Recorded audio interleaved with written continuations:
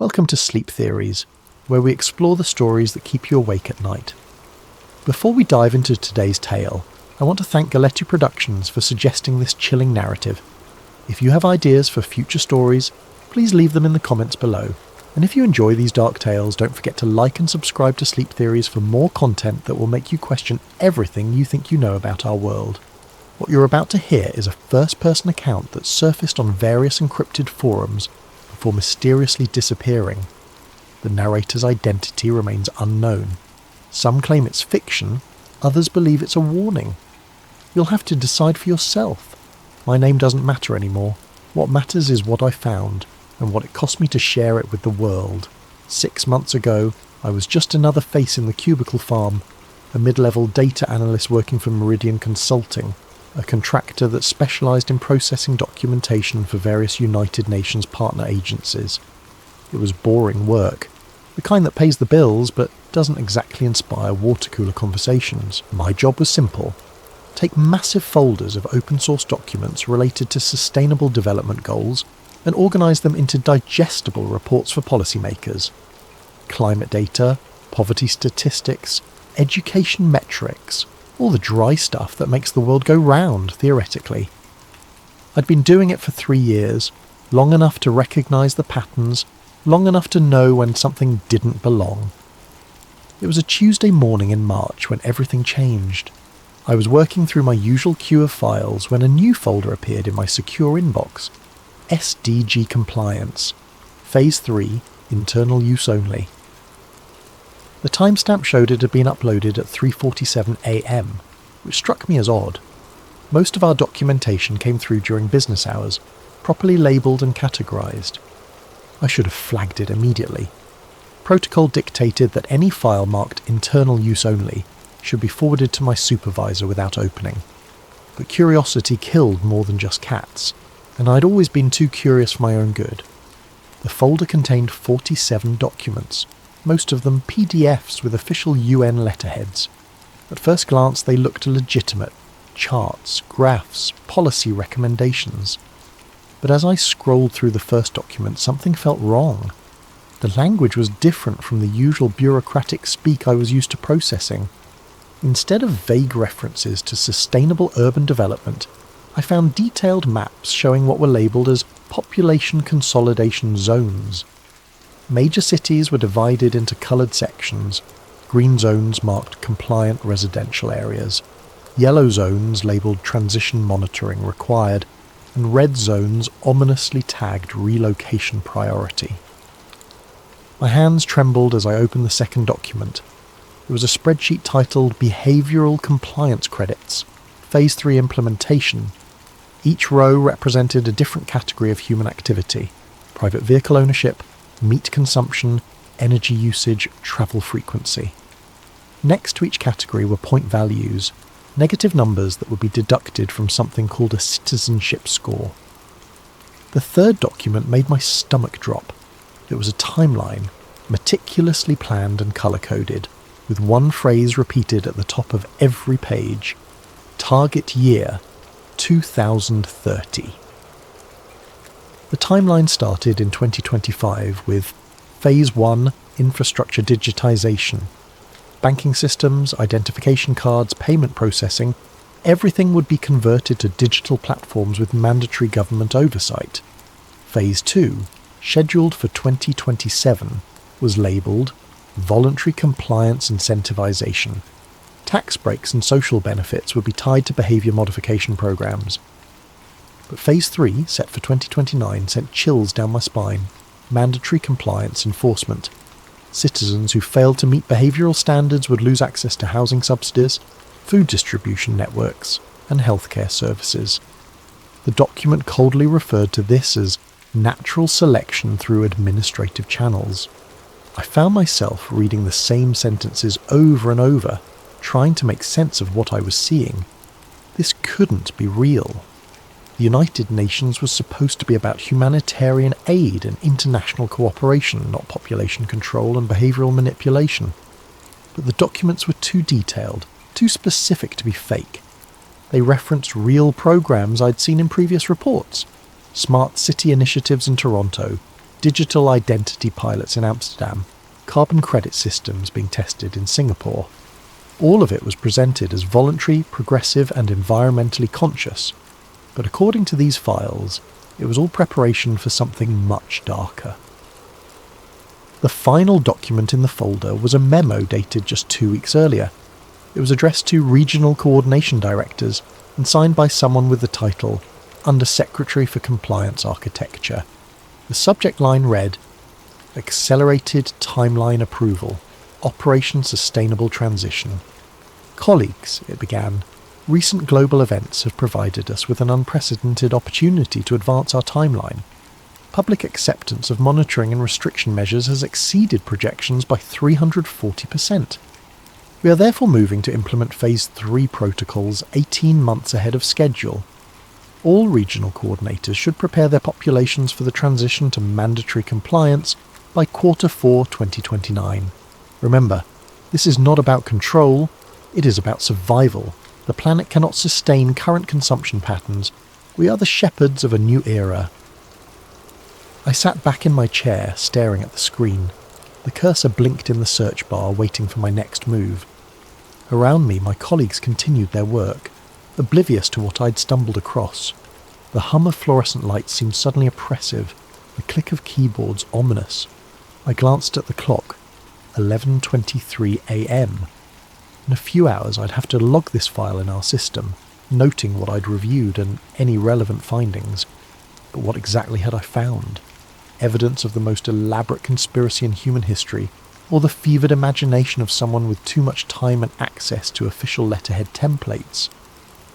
My supervisor, Janet Morrison, walked past my cubicle, coffee mug in hand. She smiled and nodded, the same greeting she'd given me every day for 3 years. Should I tell her what I'd found? Should I forward the files and let someone else make the decision? Instead, I did something that would change my life forever. I opened a new email and began typing.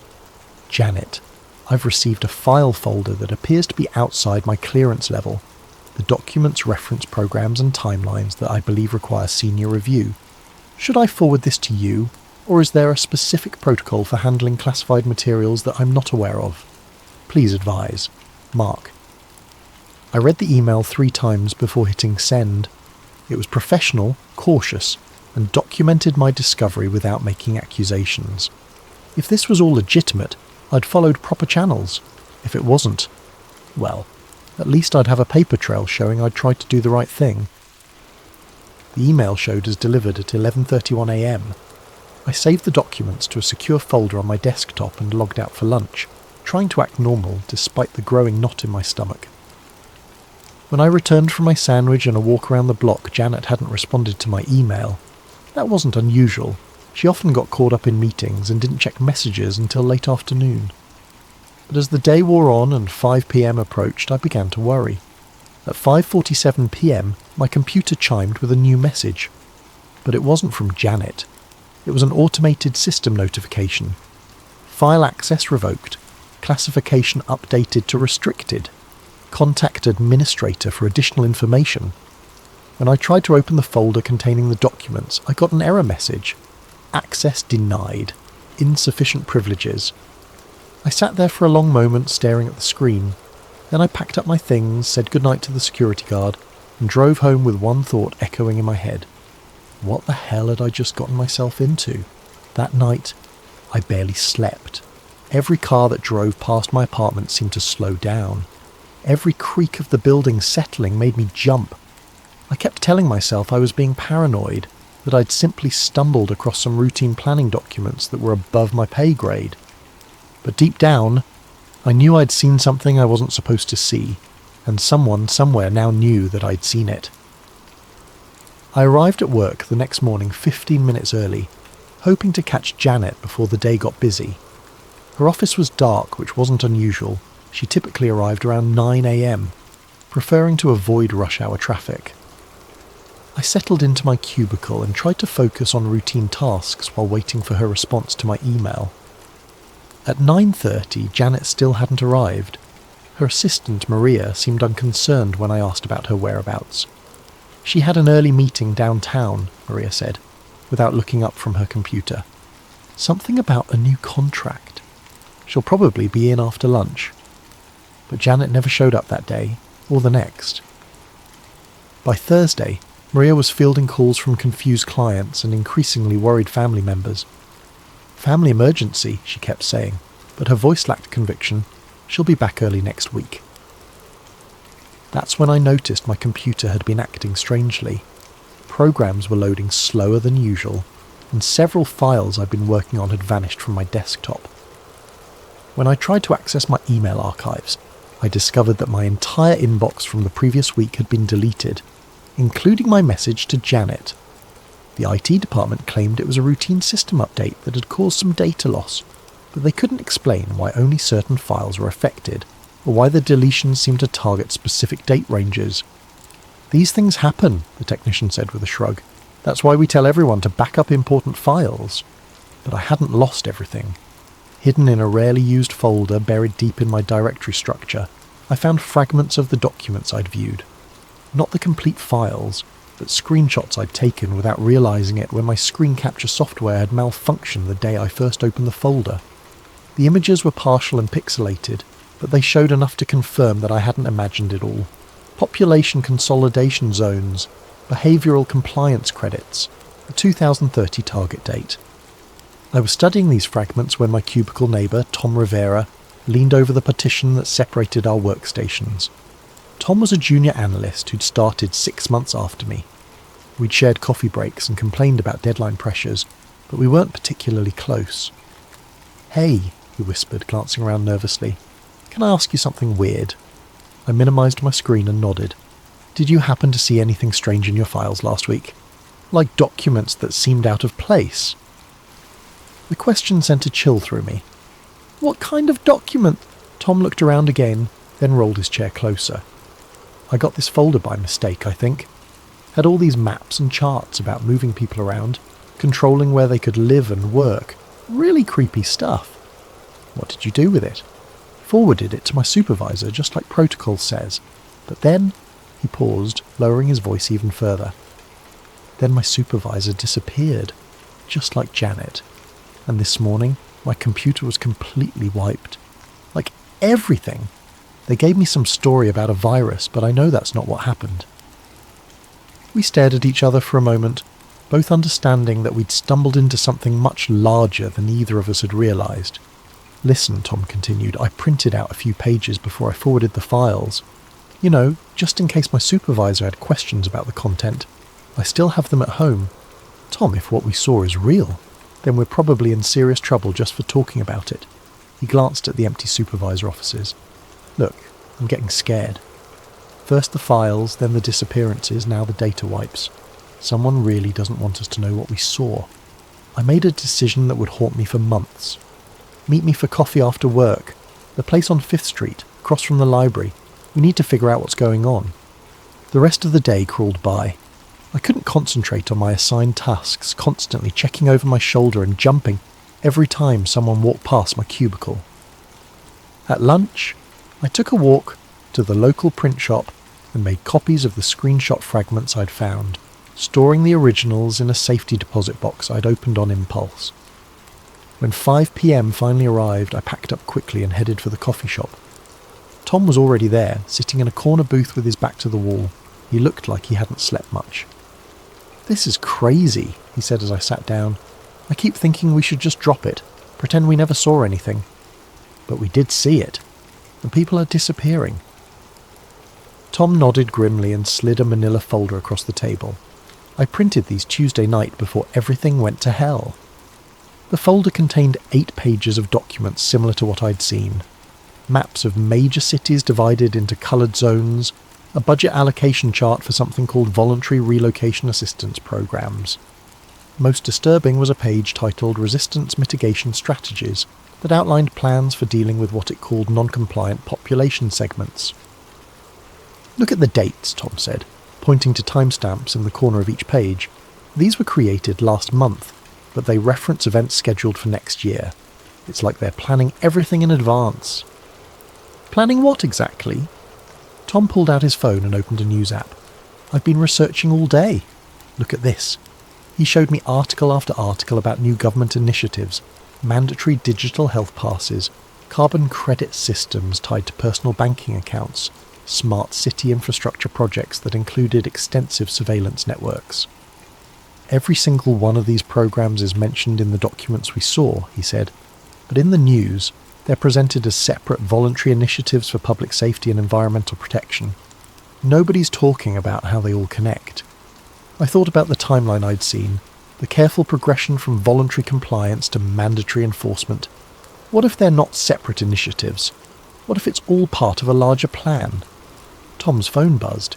He glanced at the screen and went pale. What is it? Text from an unknown number. He showed me the message. Stop digging or join your supervisors. We sat in stunned silence for a moment. Then Tom stood up abruptly. I'm done. This is too dangerous. Tom, wait. No, I should never have gotten involved. I'm going home, and tomorrow I'm requesting a transfer to a different department. I suggest you do the same. He left the folder on the table and walked out, leaving me alone with documents that could either be the ravings of a conspiracy theorist or evidence of the largest social engineering project in human history. I walked home through streets that suddenly seemed full of cameras and sensors, wondering if I was being watched, if every step was being recorded and analysed by systems I was only beginning to understand. When I got to my apartment, I found a note taped to my door. Package delivered to management office. But I hadn't ordered anything, and when I checked with the building manager, there was no package waiting for me. The note was dated that morning, written in handwriting I didn't recognise. That night, I made another impulsive decision.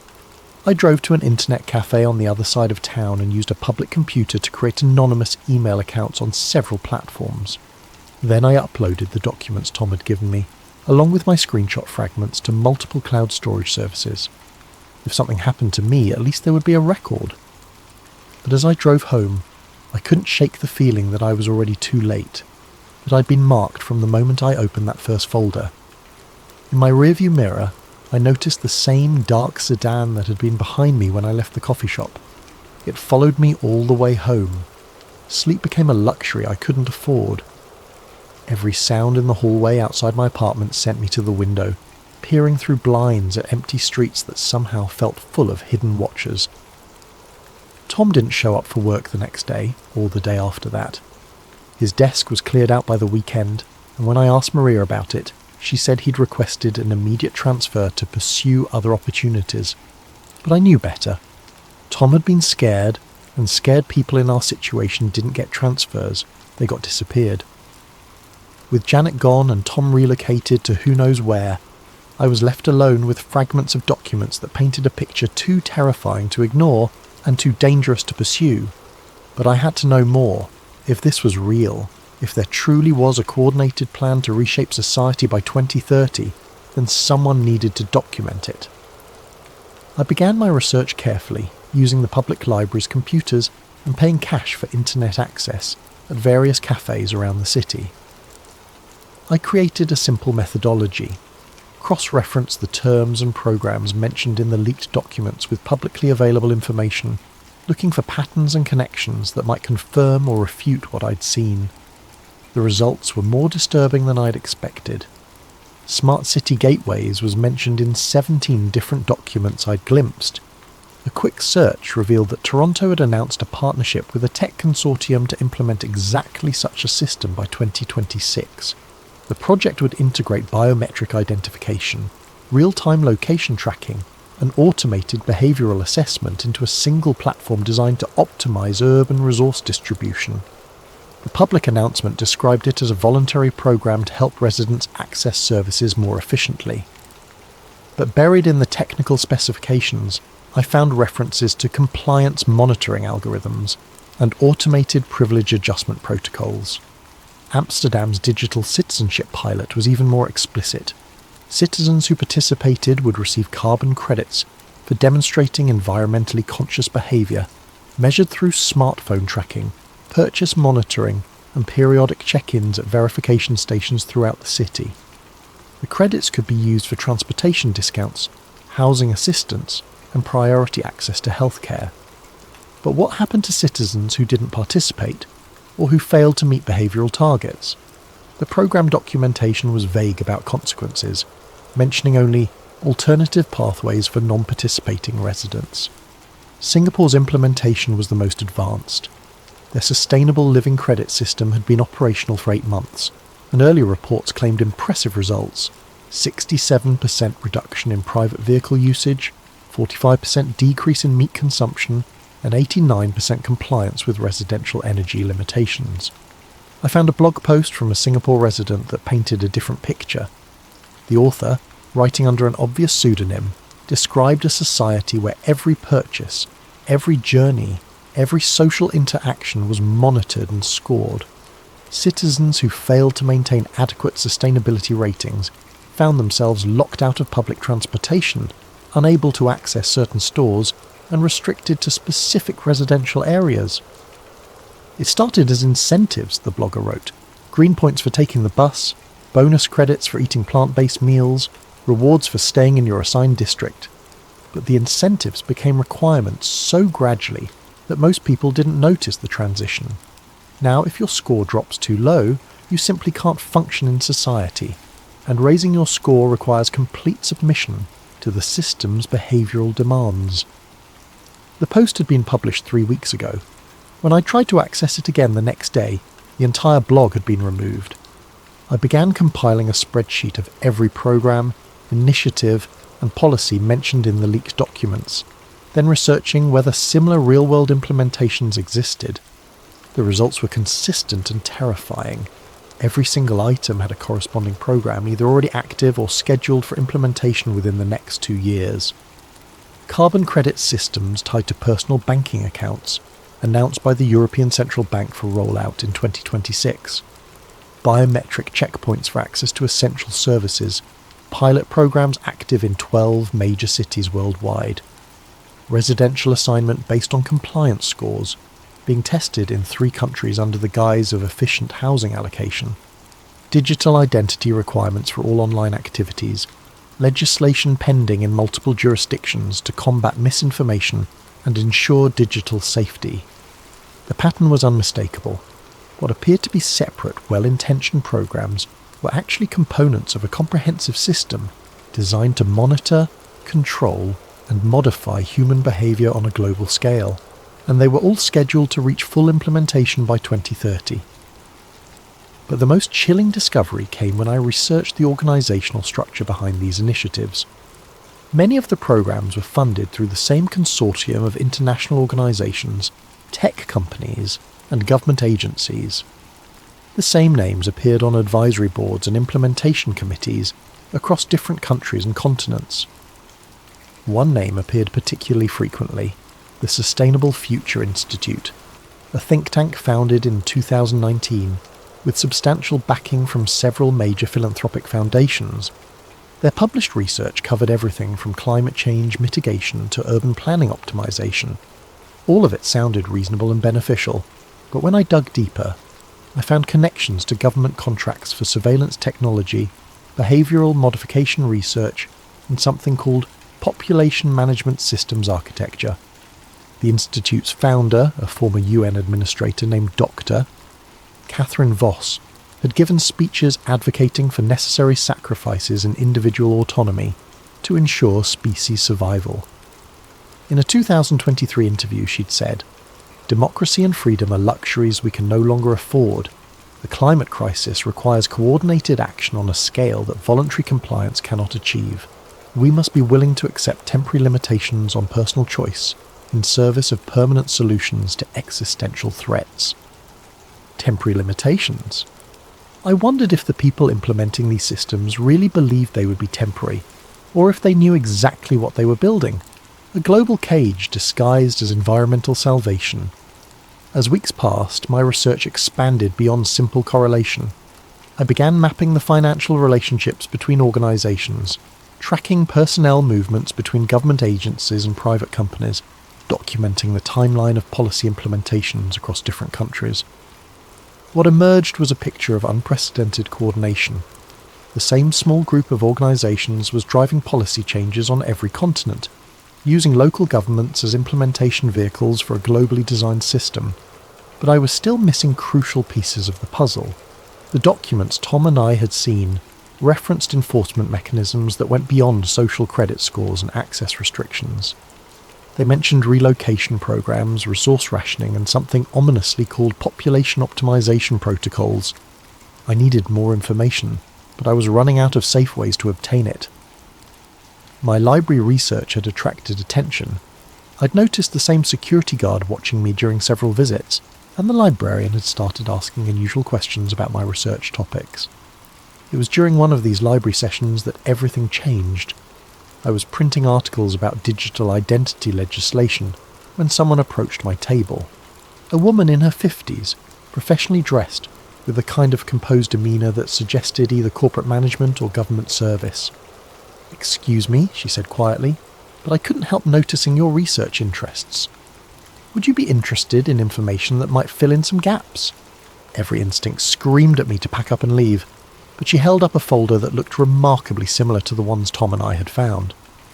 "My name is Elena Rodriguez," she said, sitting down without invitation. "Until 6 months ago, I was a sustainability coordinator for the United Nations Development Programme, and I think we need to talk." Eleanor insisted we meet somewhere more private. She suggested a small cafe in the Arts District, the kind of place that played acoustic music loud enough to mask conversation, and served coffee in mismatched cups to customers who minded their own business. I arrived first, choosing a table in the back corner where we could see both the entrance and the emergency exit. Eleanor appeared exactly on time, carrying a worn leather briefcase and wearing the expression of someone who'd made a decision that couldn't be undone. "Before we begin," she said, settling into the chair across from me, "I need you to understand something. What I'm about to share will put both of us in danger. Once you know this information, there's no going back to ignorance, no pretending you never heard it." I nodded, though part of me wanted to walk away. The smart thing would have been to thank her politely and leave, to find a new job in a different field and spend the rest of my life pretending I'd never seen those documents. But I stayed. Eleanor opened her briefcase and removed a thick folder. "You've been researching the sustainability initiatives, the smart city programs, the digital identity requirements. You're trying to understand how they all connect." "How do you know what I've been researching?" "Because I helped design the connection points." She opened the folder and spread several documents across the table. "I spent 4 years working on what we called the Integrated Sustainability Platform. My job was to ensure that all the separate programs could interface with each other, share data, and coordinate responses." The documents she showed me were similar to what I'd seen before, but far more detailed. Organisational charts that mapped relationships between dozens of agencies and corporations, technical specifications for data sharing protocols, implementation timelines that showed how voluntary programs would transition to mandatory compliance. "The public face of Agenda 2030 is real," Elena continued.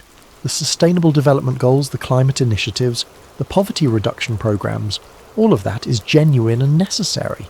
But there's another layer, a coordinated system that uses these worthy goals as justification for unprecedented social control." She pointed to a document labelled Phase Architecture Overview. It showed 3 distinct implementation stages, exactly matching what I'd seen in the leaked files. Phase 1 focused on infrastructure development. Get people comfortable with digital systems. Establish the technical framework for monitoring and control. Most of this phase is already complete. Phase 2 was incentivization. Make compliance attractive through benefits and rewards while gradually increasing the social and economic costs of non-participation. We're in the middle of this phase now.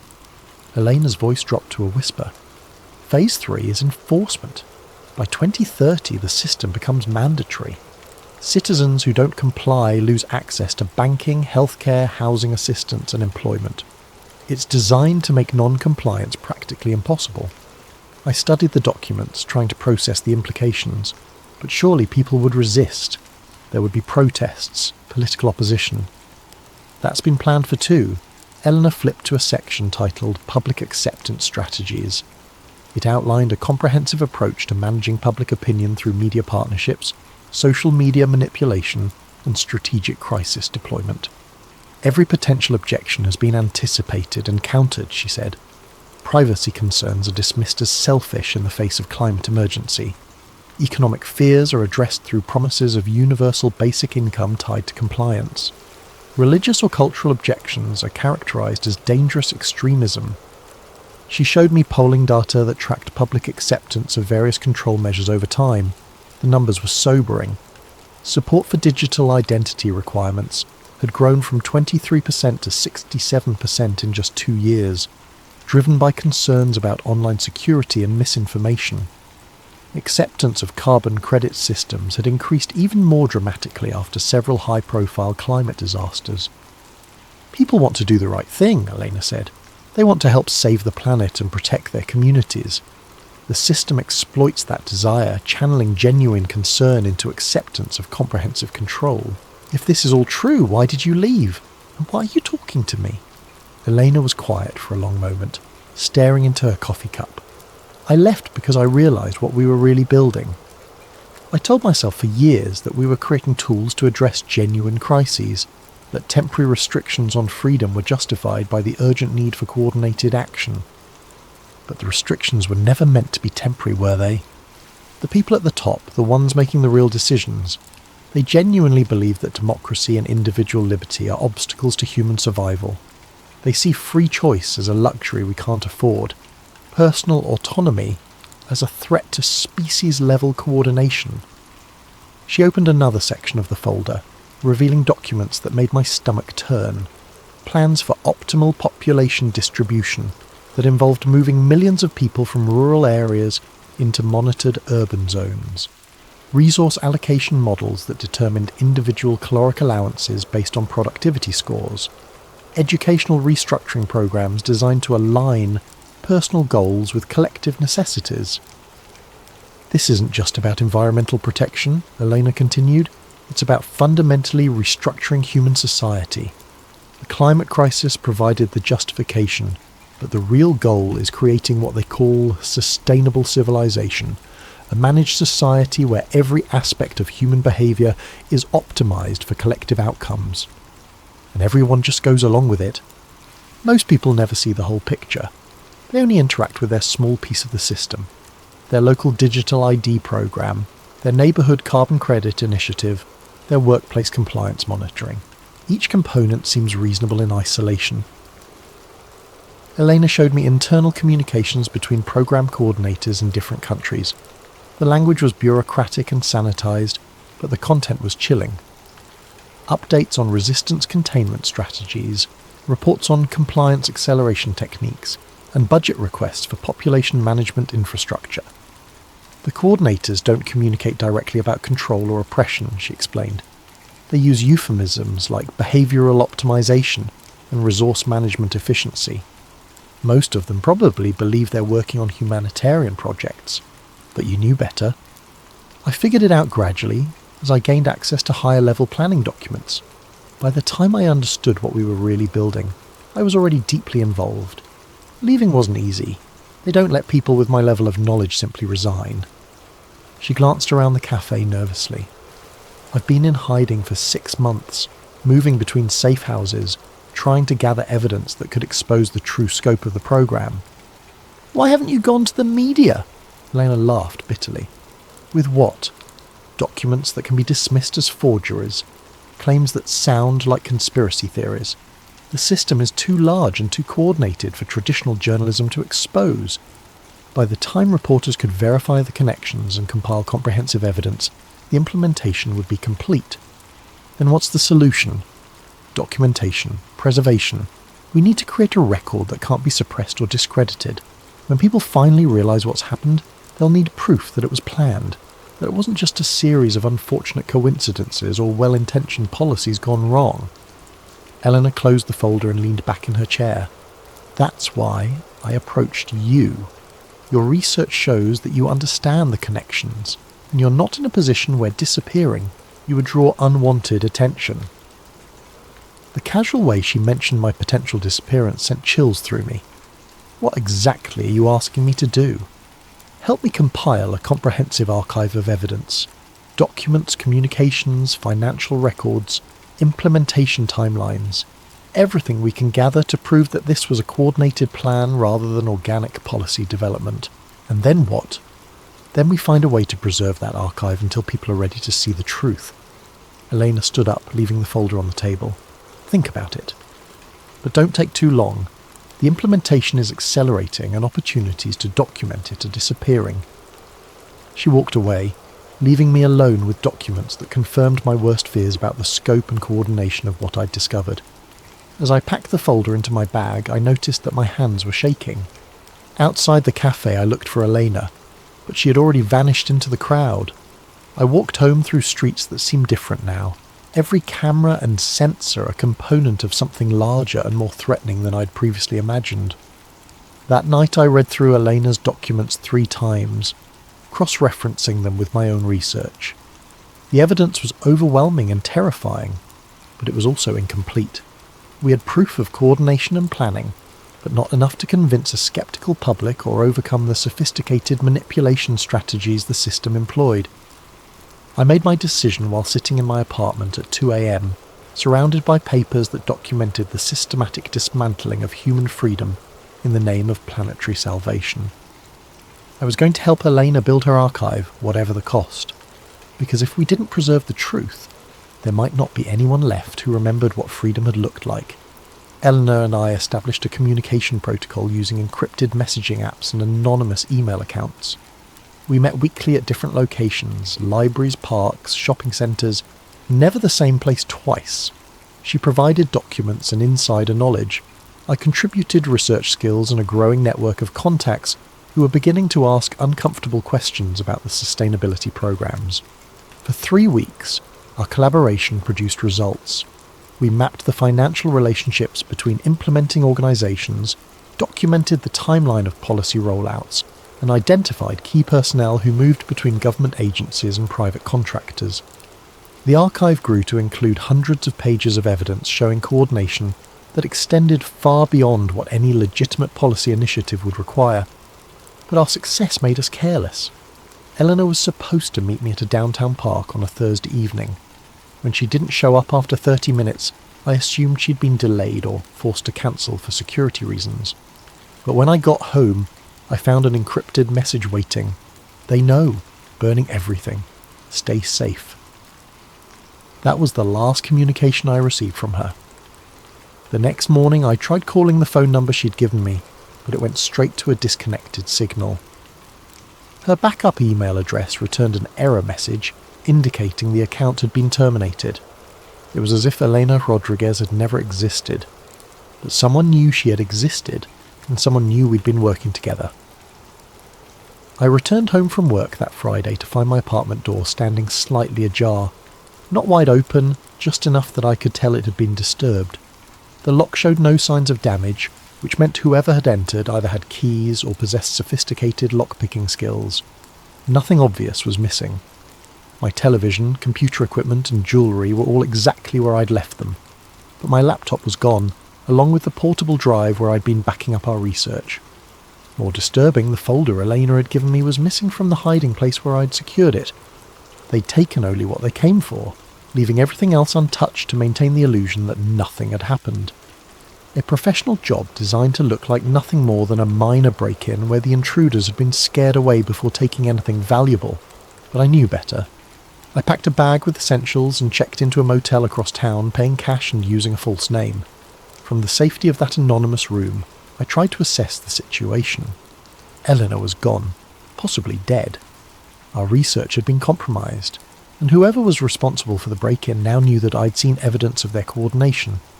The smart thing to do would have been to run. Leave town, find a new job somewhere far away, and hope they'd consider me neutralised without taking more direct action. But I couldn't shake the feeling that running would only delay the inevitable. If Elena had been right about the scope and timeline of the implementation, then there would be nowhere to run.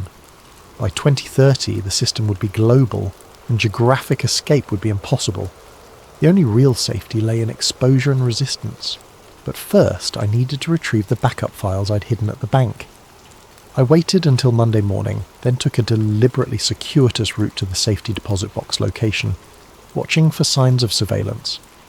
The street seemed normal, but I'd learned not to trust appearances. 3 different times I noticed the same dark sedan in my peripheral vision, always maintaining distance, never close enough to be obviously tailing me. The safety deposit box contained everything Elena and I had compiled, plus additional materials I'd gathered independently. Financial records, organisational charts, communications intercepts, and technical specifications for systems that hadn't been publicly announced. Enough evidence to prove coordination, but presented in a way that could easily be dismissed as coincidence by anyone not already convinced of the conspiracy. I was photocopying key documents when I noticed increased activity in the bank lobby. More security guards than usual, and customers who seemed more interested in watching the clientele than conducting banking business.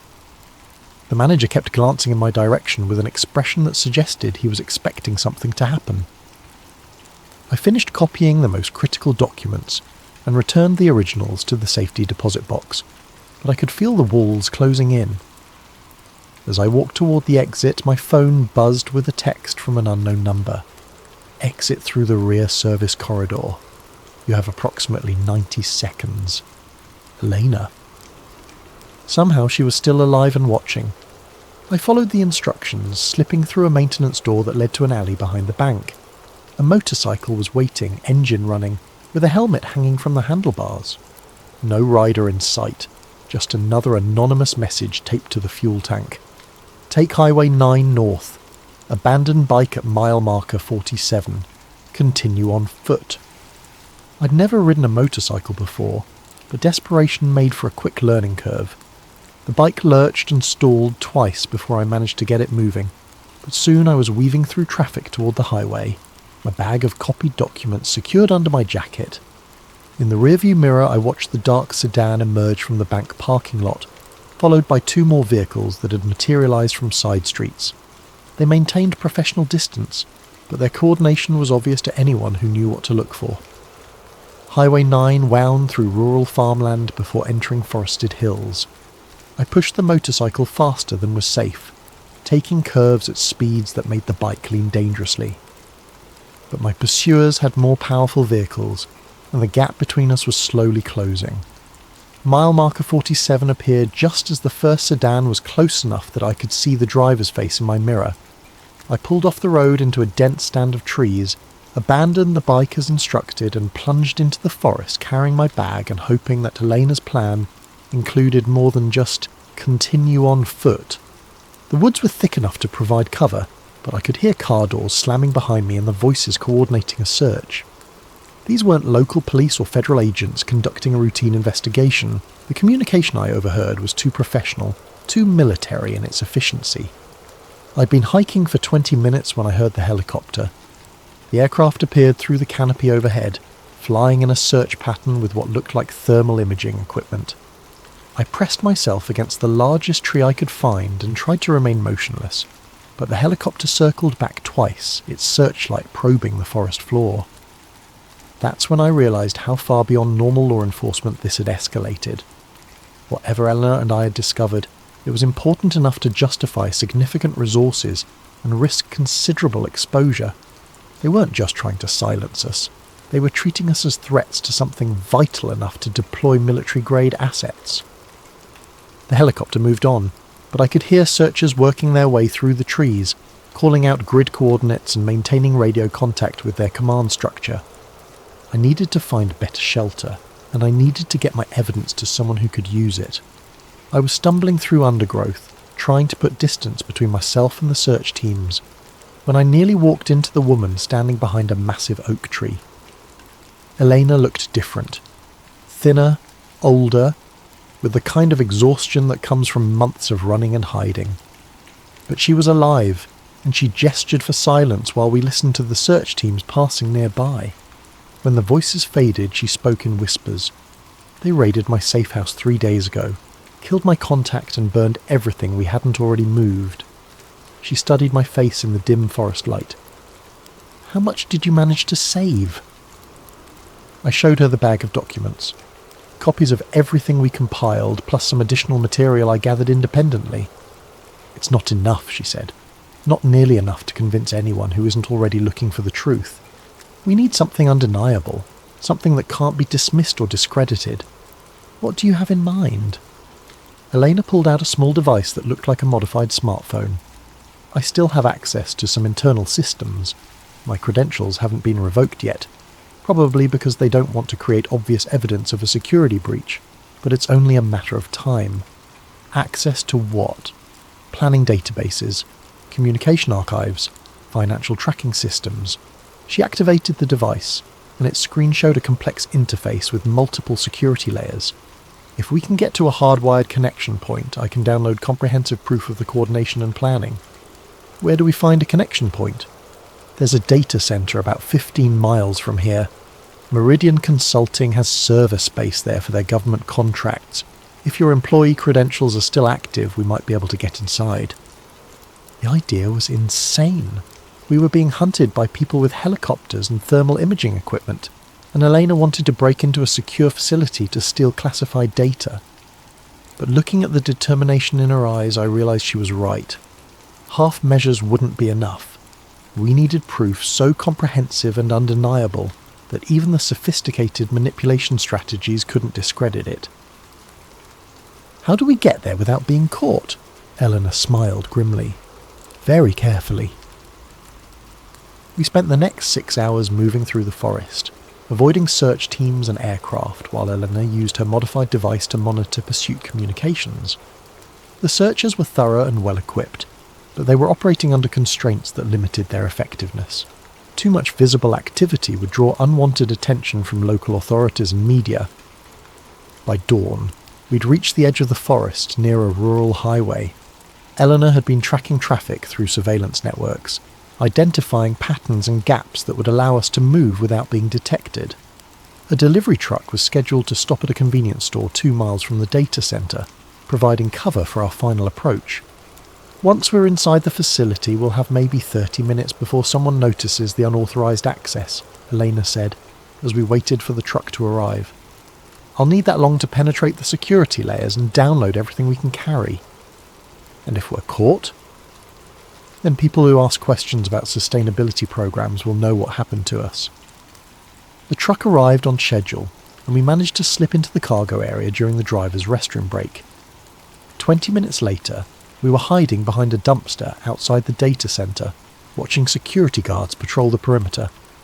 Eleanor studied the building through small binoculars. 3 guards, standard rotation every hour, camera coverage on all entrances, but there's a maintenance access point on the north side that's in a blind spot for about 40 seconds during shift changes. What about internal security?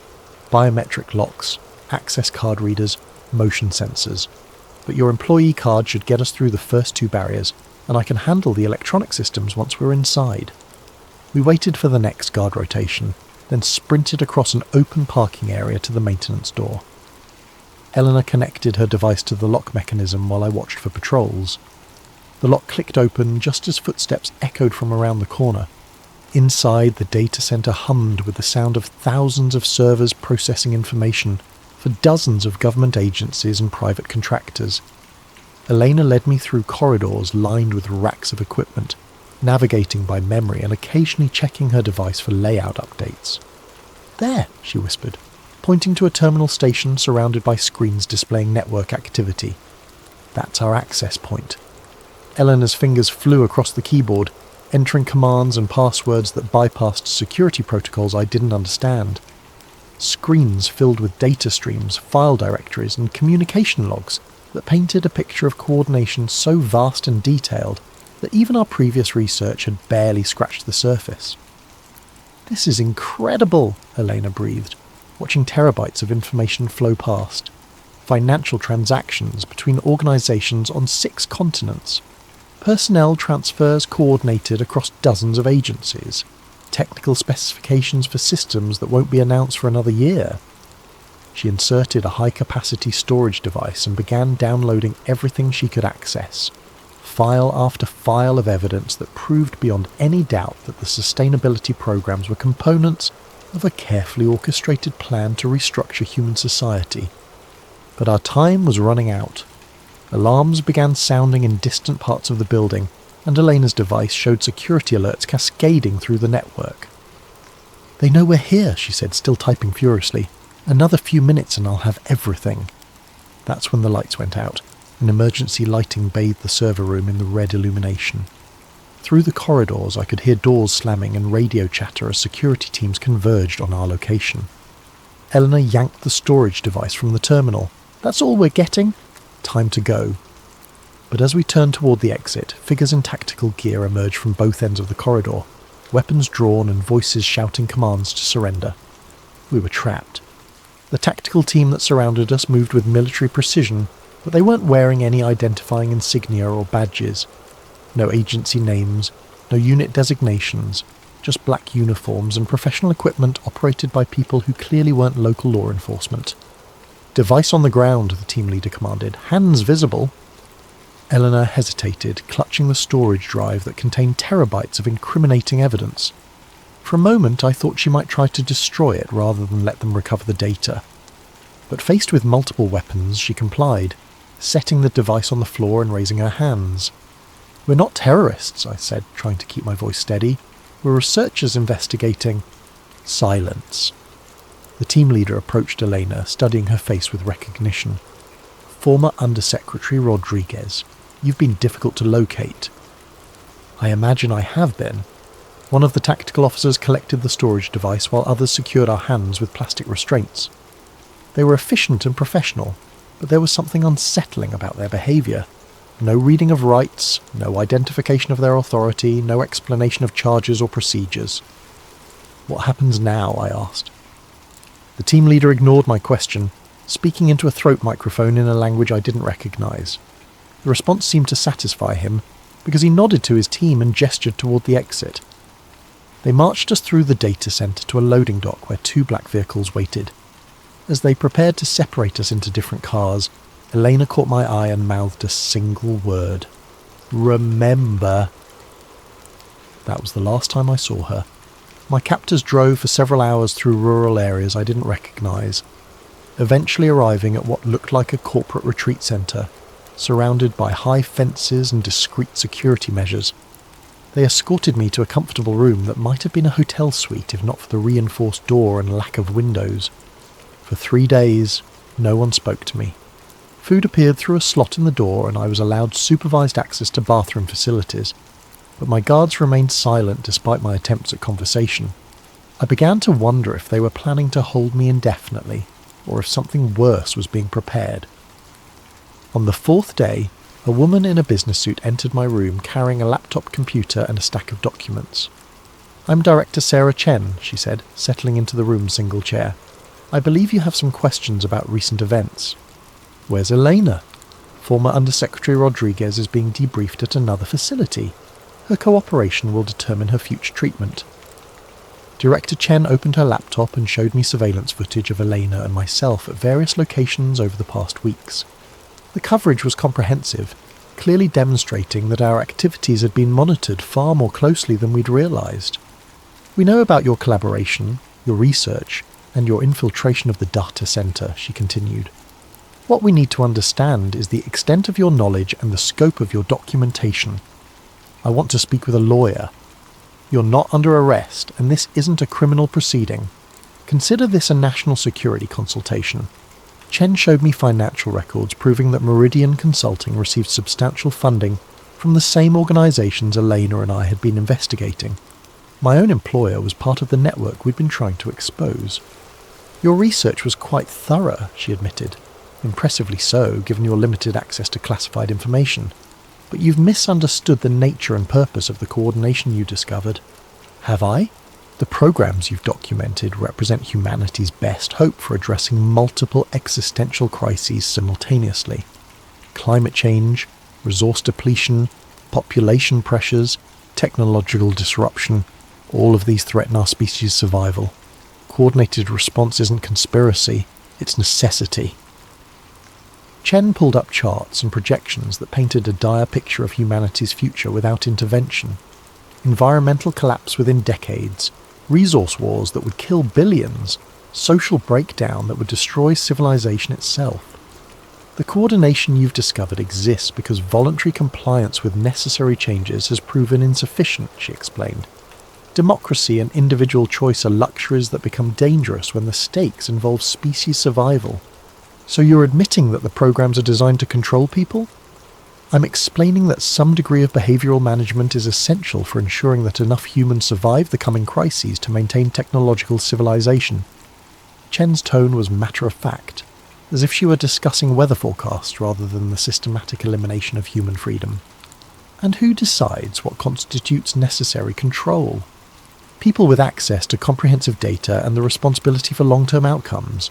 Scientists, policy analysts, systems engineers, experts who understand the complexity of the challenges we face. Chen showed me additional documents that detailed the decision-making processes behind the sustainability programs.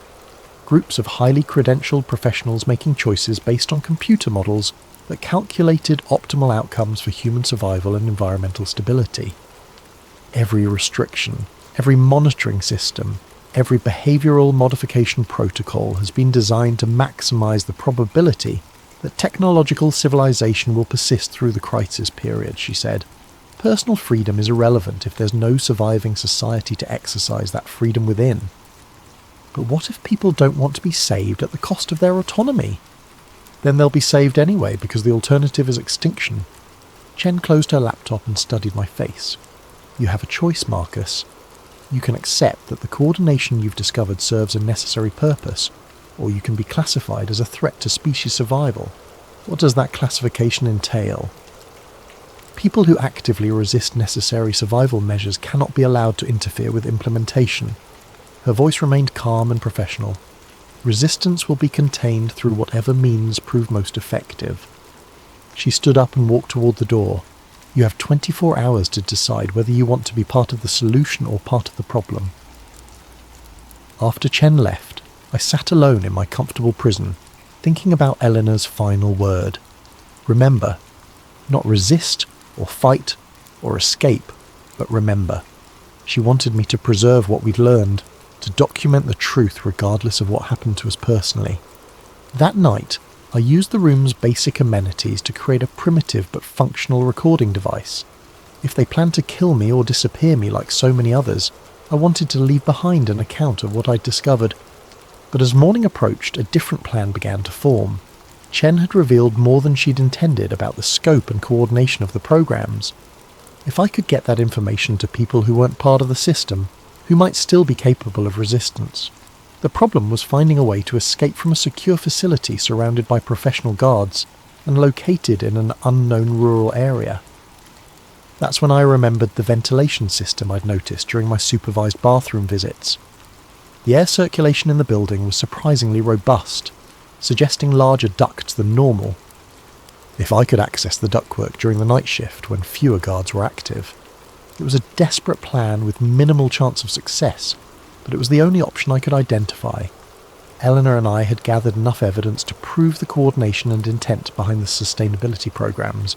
Now I needed to find a way to get that evidence to people who could act on it.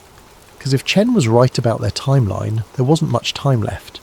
The countdown to 2030 was accelerating, and voluntary compliance was about to become mandatory enforcement. If someone didn't expose the truth soon, there might not be anyone left who remembered what freedom had felt like. That night I began my escape attempt, knowing that failure would likely mean death, but also knowing that staying silent would mean something even worse. The permanent victory of a system that viewed human autonomy as an obstacle to be eliminated. As I crawled through the ventilation system toward an uncertain freedom, Eleanor's voice echoed in my memory. Remember? I would remember, and if I survived, I would make sure others remembered too. The ventilation system led me through the building's interior to a roof access point that emerged behind a cluster of communication equipment. From there, I could see the facility's perimeter, motion sensors, thermal cameras, and patrol routes that created overlapping coverage zones. But I could also see something the guards probably hadn't noticed. A service road that wound through the forest to a highway maintenance station about 2 miles away. Getting off the roof and across the monitored perimeter required timing and luck. I waited until the patrol cycles created a 40-second gap in coverage near the eastern fence, then dropped to the ground and sprinted toward the tree line. Motion sensors tracked my movement, but by the time the response team reached my position, I was already deep enough in the forest to avoid their thermal imaging. The service road was overgrown and clearly abandoned, but it provided a path through the woods that avoided the main security sensors. I followed it through the night, expecting pursuit teams to emerge from the darkness at any moment. But either my escape hadn't been discovered yet, or they were confident enough in their perimeter security to assume I couldn't have gotten far. The highway maintenance station was a collection of rusted equipment and storage sheds that hadn't been used in years, but it had what I needed: a working telephone line connected to the state highway system. Using calling cards I'd purchased weeks earlier, I began making contact with the network of researchers and journalists who'd been asking questions about the sustainability programs.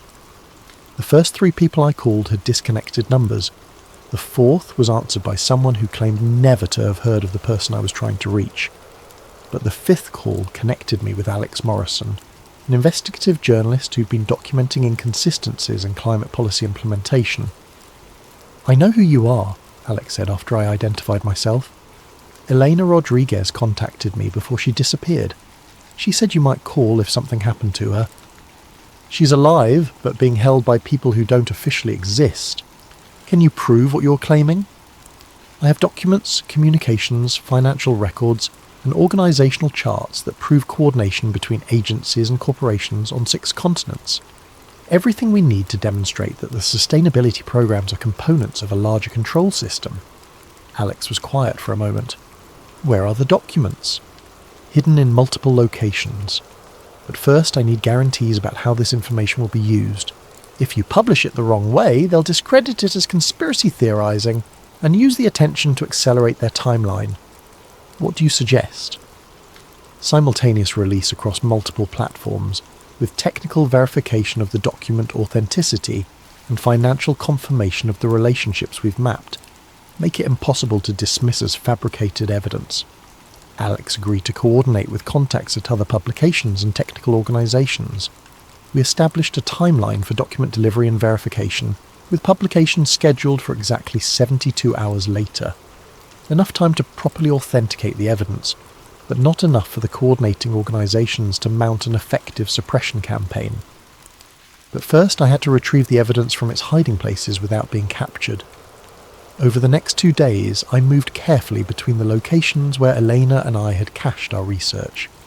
Bank safety deposit boxes, storage lockers, and dead drops we'd established in case our primary archives were compromised.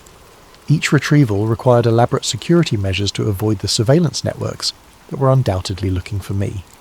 The most dangerous recovery was the data storage device Elena had hidden at a commercial facility across town from where she'd been captured. Getting to it required passing through areas that were certainly being monitored, using public transportation that would create records of my movement. I solved the surveillance problem by adopting the appearance and behaviour of the city's homeless population. Dirty clothes, unkempt appearance, and the kind of invisible desperation that made most people look away rather than remember faces. The disguise was psychologically difficult but operationally effective. Security cameras recorded me, but human attention filtered me out as irrelevant.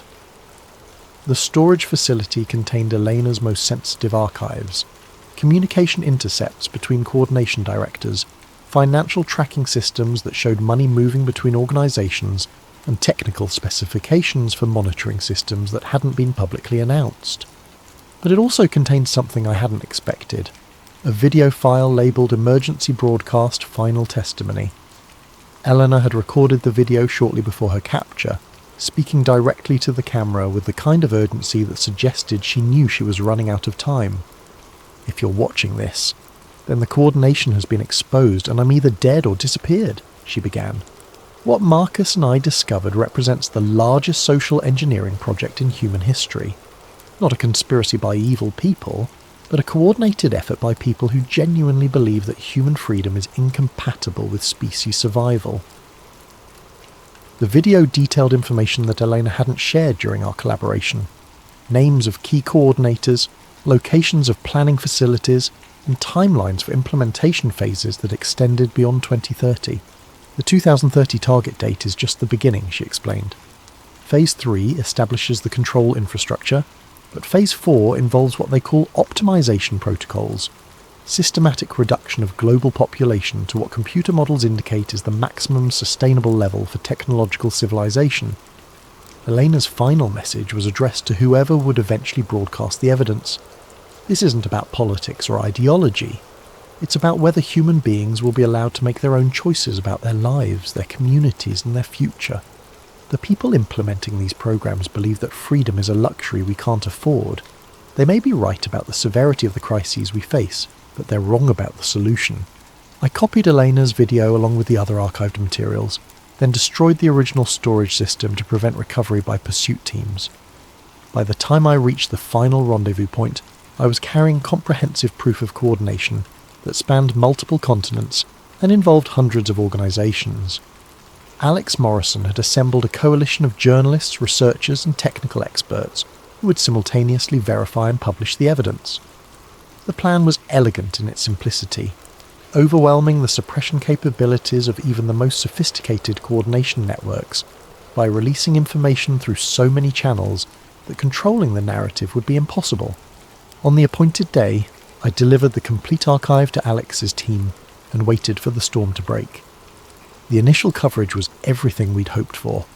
Detailed analysis of the financial relationships, technical verification of document authenticity, and expert commentary that confirmed the feasibility of the coordination we'd documented. For 48 hours, it seemed like we'd succeeded in exposing the truth. But then the counter-narrative began.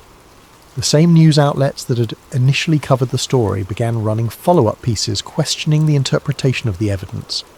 Expert sources appeared who offered alternative explanations for the coordination patterns, legitimate policy cooperation, standard bureaucratic relationships, normal business arrangements between contractors and agencies. The documents were real, these experts acknowledged, but they represented routine governmental and corporate activities rather than evidence of conspiracy. Climate policy required coordination, they explained. International cooperation was essential for addressing global challenges. The patterns we'd identified were exactly what effective governance should look like. Social media platforms began flagging our evidence as disputed information and potentially misleading content. Search algorithms modified to reduce the visibility of articles about the coordination. Discussion forums where people shared our documents were closed for policy violations. Within a week, public attention had moved on to other stories. The comprehensive evidence that Elena and I had risked our lives to gather was dismissed by mainstream discourse as another conspiracy theory promoted by people who didn't understand the complexity of modern governance. But we had succeeded in one crucial way. We'd created a permanent record that couldn't be completely suppressed. People who were looking for the truth could find it, could study the evidence, could draw their own conclusions about what it meant. And as the months passed, some of those people began to notice patterns that confirmed our warnings. 6 months later, I'm writing this from a cabin in rural Montana, living off-grid with cash transactions and avoiding any technology that could be used to track my location. The official story is that I suffered a mental breakdown and disappeared, leaving behind rambling conspiracy theories that no serious person would take seriously. Elena was released after 3 weeks of debriefing, but she's not the same person who risked everything to expose the truth. When she appears in public now, she speaks about the importance of international cooperation and the necessity of accepting temporary restrictions on personal freedom to address climate change. Her eyes have a vacant quality that suggests pharmaceutical management of her personality. Our evidence is still available to anyone persistent enough to look for it, but it's been successfully marginalised through the same techniques we documented: expert counter-narrative, algorithmic suppression, and social media manipulation. The truth exists, but it's been rendered effectively invisible to most people, and the implementation continues. Over the past 6 months, the changes have accelerated in ways that make our warnings seem prophetic. Major banks announce mandatory digital identity verification for all accounts, citing the need to prevent fraud and ensure regulatory compliance. Anyone without approved digital credentials finds themselves unable to access their money. Social media platforms implemented verified citizen requirements for posting or commenting, claiming the need to combat misinformation and protect democratic institutions. Anonymous speech has been effectively eliminated from digital communication. Streaming services, e-commerce sites, and online service providers rolled out verified citizen login systems, that require government identification to access content. Entertainment and shopping have become privileges granted to compliant citizens. The carbon credit systems we documented are now operational in major cities, with personal behaviour tracked through smartphone monitoring, purchase surveillance, and periodic compliance verification. Citizens who fail to meet sustainability targets find themselves restricted from certain activities and locations. Employment in most major corporations now requires participation in behavioural modification programs that monitor everything from dietary choices to social media activity. Non-compliance results in professional exclusion that makes economic survival difficult. The changes happen gradually enough that each new restriction seems reasonable in isolation, justified by immediate crises, and presented as temporary measures that will be relaxed once stability is achieved. But people with longer memories can see the pattern. Each temporary restriction becomes permanent infrastructure for the next phase of control. I'm sitting in a library in a small town where they haven't yet installed biometric scanners for internet access. The computer I'm using doesn't require government identification, though I know that's changing. Signs posted throughout the building announce that new security measures will be implemented next month to ensure patron safety and prevent unauthorized access. On the news website, a UN representative is speaking about the success of digital identity programs in reducing fraud and improving service delivery. She announces that by 2030, all essential services will be tied to universal digital identification to ensure equitable access and protect vulnerable populations. As she speaks, the library computer screen freezes. A message appears: "Session terminated. Credentials required." I look around the library and notice that half the computers now display the same message. A technician is installing new card readers at each terminal, requiring government identification to access the internet. Outside the library windows, construction workers are installing biometric scanners at the entrance to the grocery store across the street. A small crowd has gathered to watch, some curious, others concerned. But no one is protesting.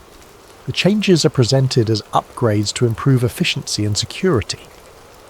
I pack up my things and walk toward the exit, passing the information desk where librarians are helping patrons register for the new identification requirements.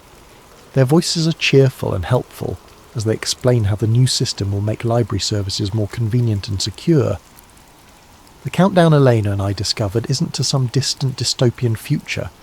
It's to the completion of a transformation that's already underway, implemented gradually enough that most people don't recognise the scope of what's changing. As I walk past the grocery store with its new biometric scanners, I whisper into the voice recorder I've been using to document these final observations. We're not waiting for 2030 anymore, it's already here. The recording device clicks off, and I realise this might be the last time I'm able to document the truth without sophisticated countermeasures to detect and suppress it. Soon, even whispered testimony in small-town libraries will be monitored and analysed by systems designed to prevent the spread of dangerous ideas. Elena was right about one thing. The people implementing these systems genuinely believe they're saving humanity from itself. They may even be correct about the severity of the crises we face, but they're fundamentally wrong about the solution. Freedom isn't a luxury that humanity can't afford. It's the foundation that makes everything else worth preserving. Without the right to make our own choices, to speak our own thoughts, and to determine our own futures, survival becomes indistinguishable from sophisticated imprisonment. The evidence Elena and I gathered will survive in hidden archives and encrypted networks, waiting for a generation that might remember what freedom felt like. Maybe someday, people will rediscover the courage to choose uncertainty over security, autonomy over optimization, and human dignity over species management. But that day feels very far away as I watch the scanners being installed and the last anonymous spaces disappearing into a world where every action, every movement, every thought is monitored, recorded, and evaluated by systems that know what's best for us better than we do ourselves. The 2030 directive isn't coming, it's here.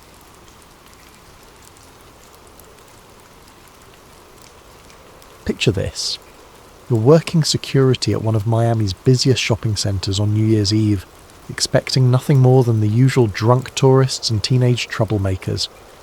But then you witness something that changes everything. something the authorities desperately want erased from existence. Tonight's story comes from a special video suggestion by CJB64648, and it's a deep dive into one of the most covered-up incidents in recent memory. If you enjoy these mysterious tales that keep you awake at night, make sure to like and subscribe to Sleep Theories, and drop your own story suggestions in the comments below. You never know, your idea might be our next investigation.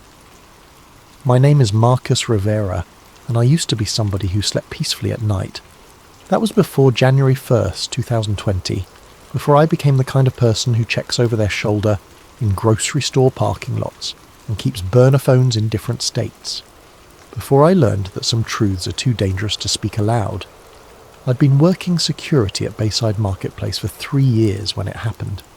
It wasn't glamorous work, mostly dealing with shoplifters pocketing designer knockoffs, breaking up fights between drunk college kids, and occasionally escorting belligerent tourists off the property.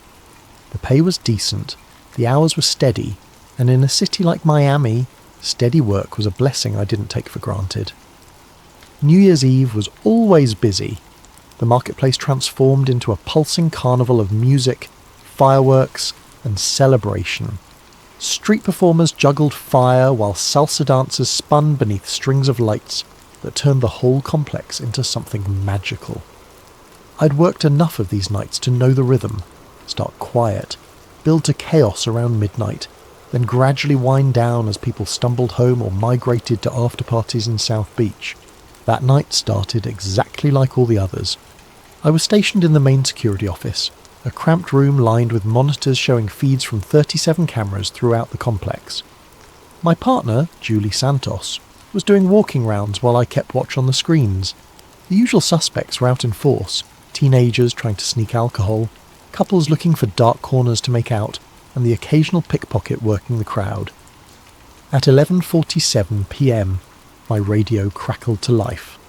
"Marcus, we've got a situation in the food court," Julie's voice came through tense and breathless. "Big fight. Multiple juveniles involved. I'm calling it in." I leaned forward in my chair, switching the main monitor to the food court cameras. Sure enough, I could see a cluster of people in the centre of the dining area, with several figures on the ground and others throwing punches. It looked like a typical teenage brawl that had gotten out of hand. The kind of thing that happened when too many high school crews ended up in the same space, with too much alcohol and testosterone. "Copy that," I radioed back, already pulling up the incident report form on my computer. "I've got eyes on it. Looks like 6, maybe 7 individuals involved." Within minutes, the place was swarming with Miami-Dade police. I watched through the cameras as officers flooded the food court, separating fighters and zip-tying hands behind backs. Standard procedure for this kind of thing. I'd seen it dozens of times before. But then Lieutenant Rodriguez's voice came over the radio with an order I'd never heard in 3 years of working security. "Rivera, I need you to stay in that office and monitor all camera feeds. Do not leave that room. We're looking for additional suspects who may have fled the scene." Additional suspects? I frowned at the monitors. From what I could see, they'd already detained everyone involved in the fight. But orders were orders, and I started systematically scanning through all 37 camera angles, looking for anyone running or acting suspicious. That's when I saw it. Or rather, that's when I saw him. Camera 23 covered the north parking lot, the area closest to the marina where most of the high-end tourists parked their rental cars. It was usually one of the quieter feeds. Not much foot traffic, just people coming and going from the restaurants along the water. But at 11:52 p.m, something moved across the screen that made me sit up straighter in my chair. A figure was walking through the parking lot, weaving between the police cars that had responded to the food court incident. At first glance, it looked like a person, tall, thin, wearing what appeared to be dark clothing. But something about the movement was wrong. It was too fluid, too purposeful. While everyone else in the area was either running toward the excitement or hurrying away from it, this figure moved with an almost predatory stillness. I leaned closer to the monitor and reached for the camera controls, zooming in for a better look. The figure was definitely tall, maybe 6.5 feet, possibly taller. The proportions seemed off somehow, like the limbs were too long for the torso, but the resolution wasn't good enough to be certain. As I adjusted the focus, Trying to get a clearer image, the figure suddenly stopped walking and turned directly toward the camera. That's when I got my first real look at the face, or what should have been a face. The zoom wasn't perfect, but even through the pixelated digital enhancement, I could see that something was fundamentally wrong with this person's features. The head seemed too elongated, tilted at an angle that would have been uncomfortable for a human being, and the eyes reflected the parking lot lights like an animal's, throwing back twin points of cold white light. I blinked hard and refocused the camera, but when the image cleared again, the figure was gone. Not walking away, not running, simply gone, as if it had never been there at all. "What the hell?" I muttered, rewinding the feed to watch it again. But when I tried to replay the footage, the screen glitched. Digital static filled camera 23's feed, then cleared to show the parking lot as it should be. Empty police cars, no mysterious figure, nothing but concrete and streetlights. I switched to camera 22, which covered part of the same area. Normal footage. Camera 24, which caught the edge of that parking lot from a different angle. Also normal. Only camera 23 had malfunctioned, and only for the exact duration when that figure had been visible. My hands were shaking slightly as I cycled through the other feeds, looking for any sign of the tall figure. Nothing. It was as if those 60 seconds had been surgically removed from reality. I grabbed my radio, then hesitated. What exactly was I supposed to report? That I'd seen someone tall walking through a parking lot? That their eyes had reflected light in a way that seemed unnatural? That they'd somehow vanished from a digital recording? Instead, I made a note in the security log. 11:52 p.m. Possible equipment malfunction on camera 23. Will need technical inspection. But I knew it wasn't a malfunction, and deep down I suspected I'd just seen something I wasn't supposed to see. The food court incident was winding down by 12:15 a.m. Most of the teenagers had been released to their parents with citations, and only 2 were being transported to the station for more serious charges. The crowd of onlookers had dispersed, and the marketplace was returning to its normal New Year's Eve rhythm of music and celebration. Lieutenant Rodriguez came by the security office to check in. "Everything quiet on the cameras, Rivera?" I almost told him about camera 23. Almost.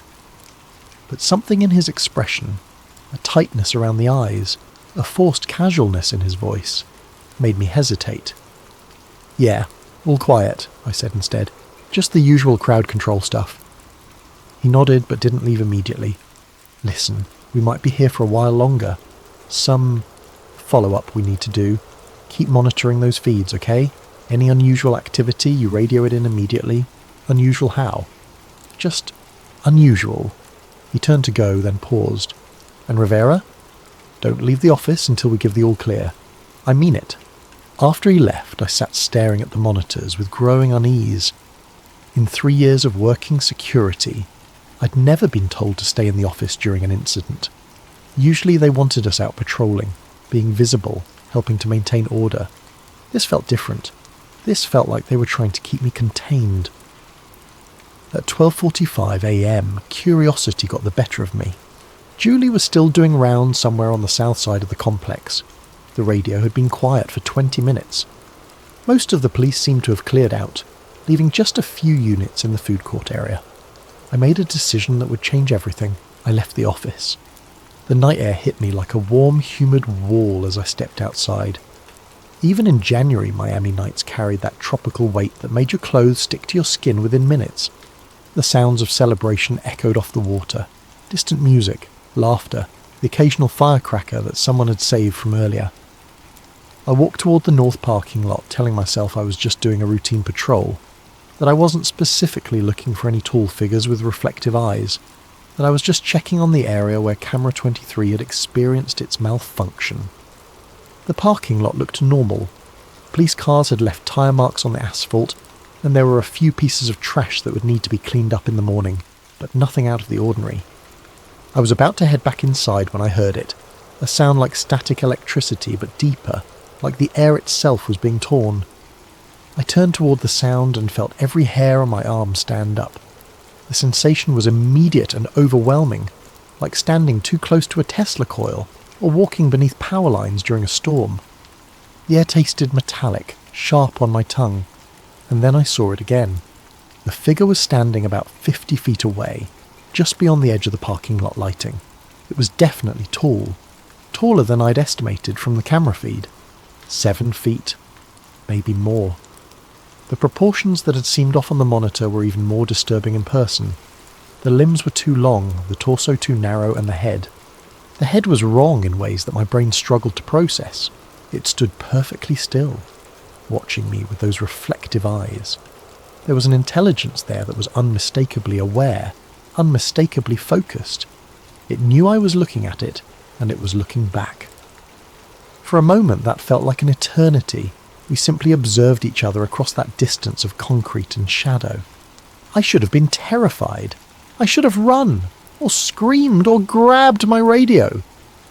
But instead I felt a strange sense of recognition, as if some part of me had been expecting this encounter. The figure tilted its head, too far to one side at an angle that would have snapped a human neck, and I heard that static sound again, stronger this time. The streetlights around me flickered. Then, without any visible movement, without taking a step or turning around, the figure simply wasn't there anymore.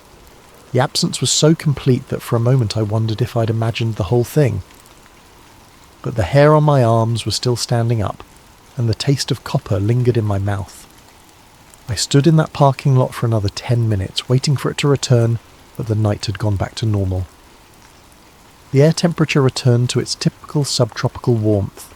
The streetlights stopped flickering, and the only sounds were the distant echoes of New Year's Eve festivities. When I finally walked back to the security office, my legs were unsteady and my hands wouldn't stop shaking. I was barely back in my chair when the radio exploded with activity. All units, we have a code 7 in the north parking area. SWAT is en route. I repeat, SWAT is en route to Bayside Marketplace. Code 7. In 3 years of security work, I'd never heard that designation used. I grabbed the radio handbook from the desk drawer and flipped through the pages of police codes. Code 1 through Code 6 were all there. Everything from routine traffic stops to armed suspects. But there was no Code 7 listed. Through the security office windows, I could see flashing lights converging on the marketplace from multiple directions. More police cars than I'd ever seen for a single incident, plus several unmarked black vehicles that definitely weren't standard Miami-Dade units. Rivera. Lieutenant Rodriguez's voice came through my radio, sharp and urgent. "I need you out of that office. Now." "Sir? I thought you wanted me monitoring the cameras. Plans have changed. Exit the building immediately and report to the main parking area. Do not return to the security office under any circumstances."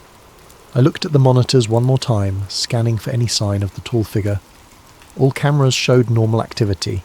Police cars, officers moving with purpose, nothing unusual. Camera 23 was working perfectly again. As I stood up to leave, I noticed something I'd missed before. The timestamp on camera 23's feed was wrong. While all the other monitors showed the correct time, 1:23 a.m., camera 23's timestamp was stuck at 11:51 p.m. 11:51. 1 minute before I'd first seen the figure, I grabbed a pen and quickly wrote down the discrepancy on a piece of paper, shoving it into my pocket as I headed for the door. Outside, the scene was unlike anything I'd experienced in my years working security.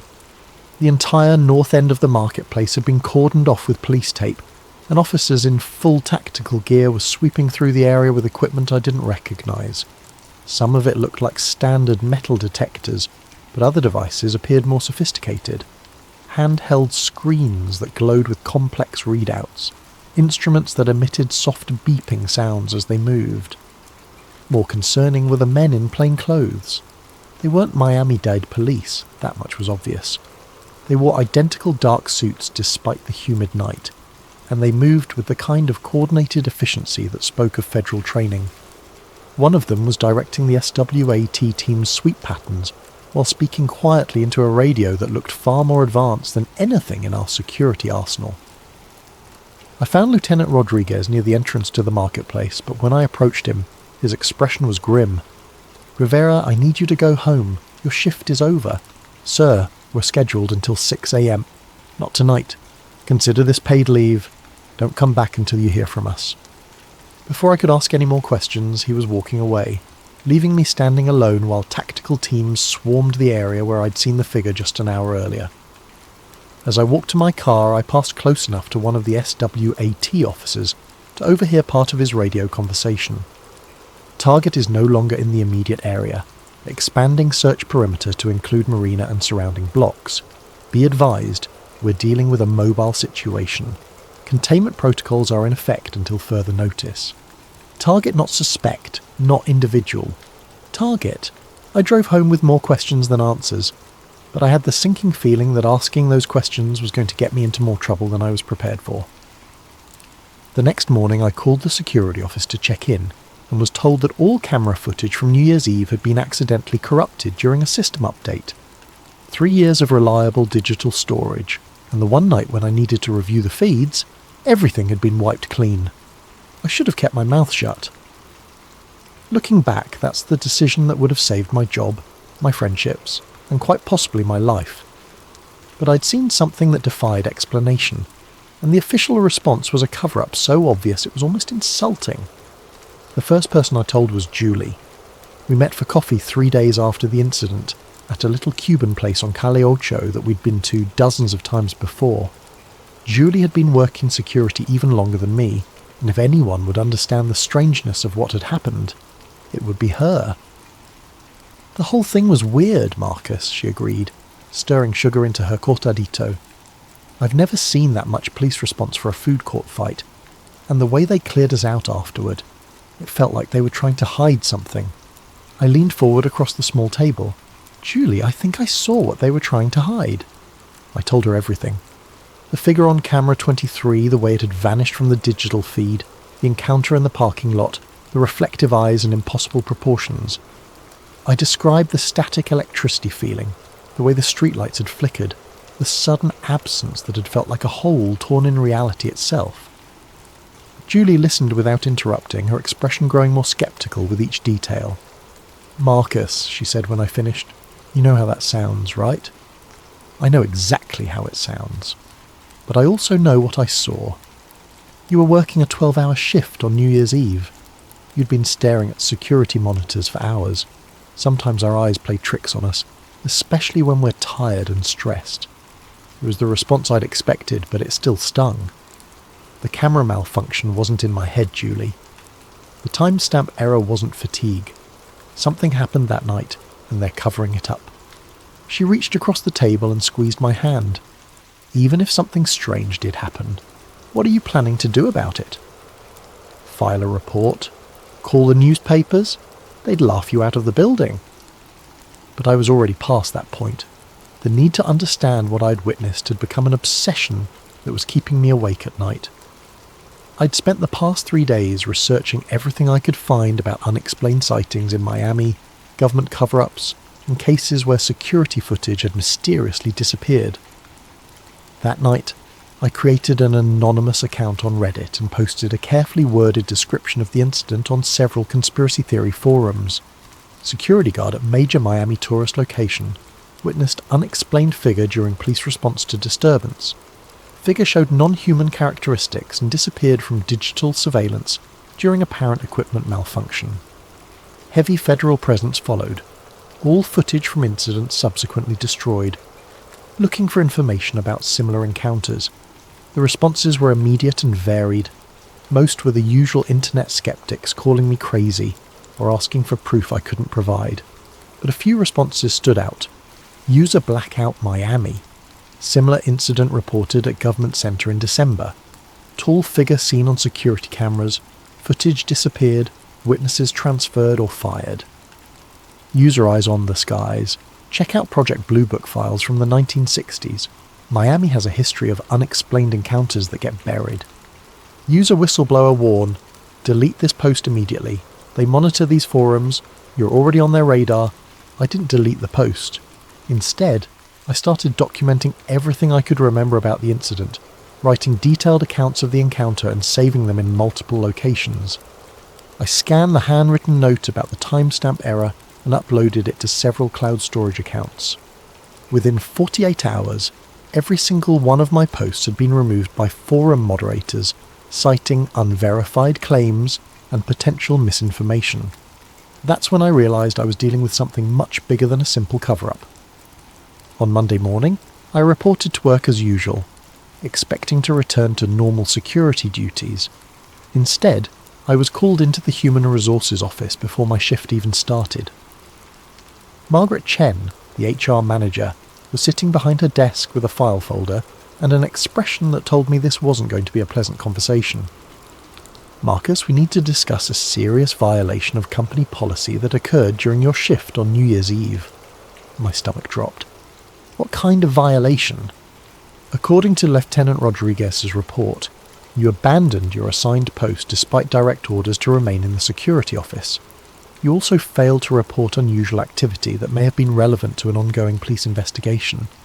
I stared at her in disbelief. "I was told to leave the office. Rodriguez himself ordered me to—" "That's not what his report says. According to the official record, you left your post without authorization and failed to cooperate with law enforcement during a critical incident." She slid a piece of paper across the desk. "This is your termination notice, effective immediately. Security will escort you from the building, and you're prohibited from returning to Bayside Marketplace property." I tried to argue, to explain what had really happened, but Margaret was already standing up, signalling that the conversation was over. "I'd strongly advise you to avoid discussing the details of your employment here with anyone," she said, as two security guards appeared in the doorway. "Your final paycheck will be mailed to your address on file." As I was escorted out of the building where I'd worked for 3 years, I caught a glimpse of my replacement already sitting in the security office, monitoring the same 37 cameras that had shown me something I wasn't supposed to see. That afternoon, I called Julie to tell her what had happened. Her phone went straight to voicemail. When I tried her again the next day, I got a message saying the number was no longer in service. I never spoke to Julie Santos again. Losing my job should have been a wake-up call. A rational person would have taken the hint, moved on, and found new employment without asking too many questions about why their previous position had ended so abruptly. I was not a rational person. Instead of backing down, I doubled down on my investigation. If they were willing to fire me to keep me quiet, then whatever I'd witnessed was even more significant than I'd initially believed. I started by mapping out every business in the Bayside Marketplace complex, identifying potential witnesses who might have seen something unusual on New Year's Eve. Most of the shops and restaurants would have been closed by the time of the incident, but there were a few 24-hour establishments that would have had staff present. My first stop was Marina Cafe, a small coffee shop that stayed open late to serve the restaurant workers getting off their shifts. The night manager, a woman named Rosa Gutierrez, remembered the police activity but initially claimed she hadn't seen anything unusual. "Just a lot of cops," she said, wiping down tables with nervous energy, more than I'd ever seen for a teenage fight. Made me wonder if something bigger was going on. I pressed gently, explaining that I'd been working security that night and was trying to understand the full scope of what had happened. After some hesitation, Rosa looked around to make sure we were alone in the cafe. "There was something else," she said quietly. Around midnight, just before all the police arrived, I heard this sound. Like a growl, but deeper. It made the windows vibrate. A growl? Not from a person, not from any animal I've ever heard. It came from outside, somewhere near the marina. Lasted maybe 10 seconds, then stopped. I looked out the window but didn't see anything. Scared the hell out of me, though. She paused, then added, "And the weird thing is, all the seagulls disappeared. You know how they usually hang around the docks all night looking for scraps? After that sound, I didn't see a single bird for the rest of my shift, like they all just left." My second significant lead came from Miguel Santos, who worked the night shift at the marina's boat rental office. Miguel was more reluctant to talk, but when I mentioned that I'd been fired for asking questions about that night, his attitude changed. "They got to you too, huh?" he said, glancing around nervously. "Same thing happened to my cousin. He was working valet parking that night, saw something he wasn't supposed to see. Next day, fired for performance issues. 20-year employee with a spotless record. What did he see? Something by the loading docks. Said it looked like a person at first, but when he got closer he realised it was all wrong. Too tall, moving in a way that made his skin crawl. When he tried to report it, his supervisor told him to forget about it and sent him home early. Miguel pulled out his phone and showed me a grainy photo. He managed to snap this before his phone mysteriously reset itself. The image was blurry and poorly lit, but I could make out a tall, dark shape near one of the loading dock areas. The proportions looked wrong, elongated and angular in a way that suggested it wasn't human. "Can you send me this photo?" "Already tried." Every time I attempt to forward it or upload it anywhere, the file gets corrupted. My cousin's the only one who has the original, and his phone won't connect to any networks anymore. Just displays an error message whenever he tries to access cellular or Wi-Fi. The pattern was becoming clear. Multiple witnesses, all experiencing technological problems when they tried to document or share what they'd seen, all facing professional consequences for asking questions. But the most significant breakthrough came from an unexpected source. I was having lunch at a small Dominican restaurant in Little Havana when I overheard two men at the next table discussing something in hushed tones. One of them mentioned Bayside Marketplace and New Year's Eve, which immediately caught my attention. "Never seen anything like it in 20 years on the force," one was saying. "When those federal boys showed up, they took control of everything, told us to forget what we'd seen, and threatened our pensions if we talked." I turned slightly to get a better look at the speakers. Both appeared to be in their 50s, with the bearing of former law enforcement.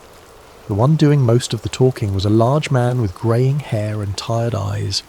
After they finished eating, I followed them out to the parking lot and approached carefully. "Excuse me," I said.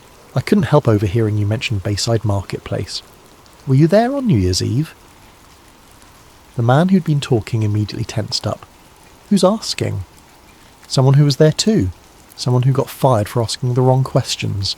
Something in my tone must have convinced him that I wasn't a threat, because his posture relaxed slightly. "You're the security guard. Rivera, right?" I nodded, surprised that he knew my name. "I'm Detective Frank Morrison." Was Detective Morrison anyway. Retired early after that night. He gestured to his companion. "This is Detective Luis Vargas, also retired. What did you see out there?"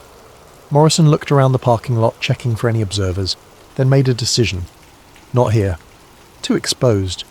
You want answers? Meet us at the Whale Harbour tonight at 8. Come alone."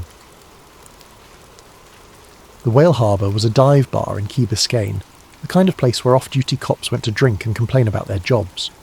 When I arrived at 8, Morrison and Vargas were already there, sitting in a corner booth with a clear view of the entrance. "Before we start," Morrison said as I sat down, "you need to understand that everything we're about to tell you is off the record. We've got families, pensions, and a lot to lose. But what happened that night, it's been eating at us for months." He took a long drink from his beer, then began to speak. "We were called in as backup for the food court incident. Standard crowd control stuff, nothing unusual. But about 20 minutes in, we got new orders. Federal agents had arrived and were taking over the scene. They wanted us to establish a perimeter around the entire north end of the complex."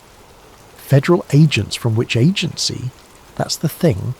They never identified themselves. No badges, no credentials shown to us.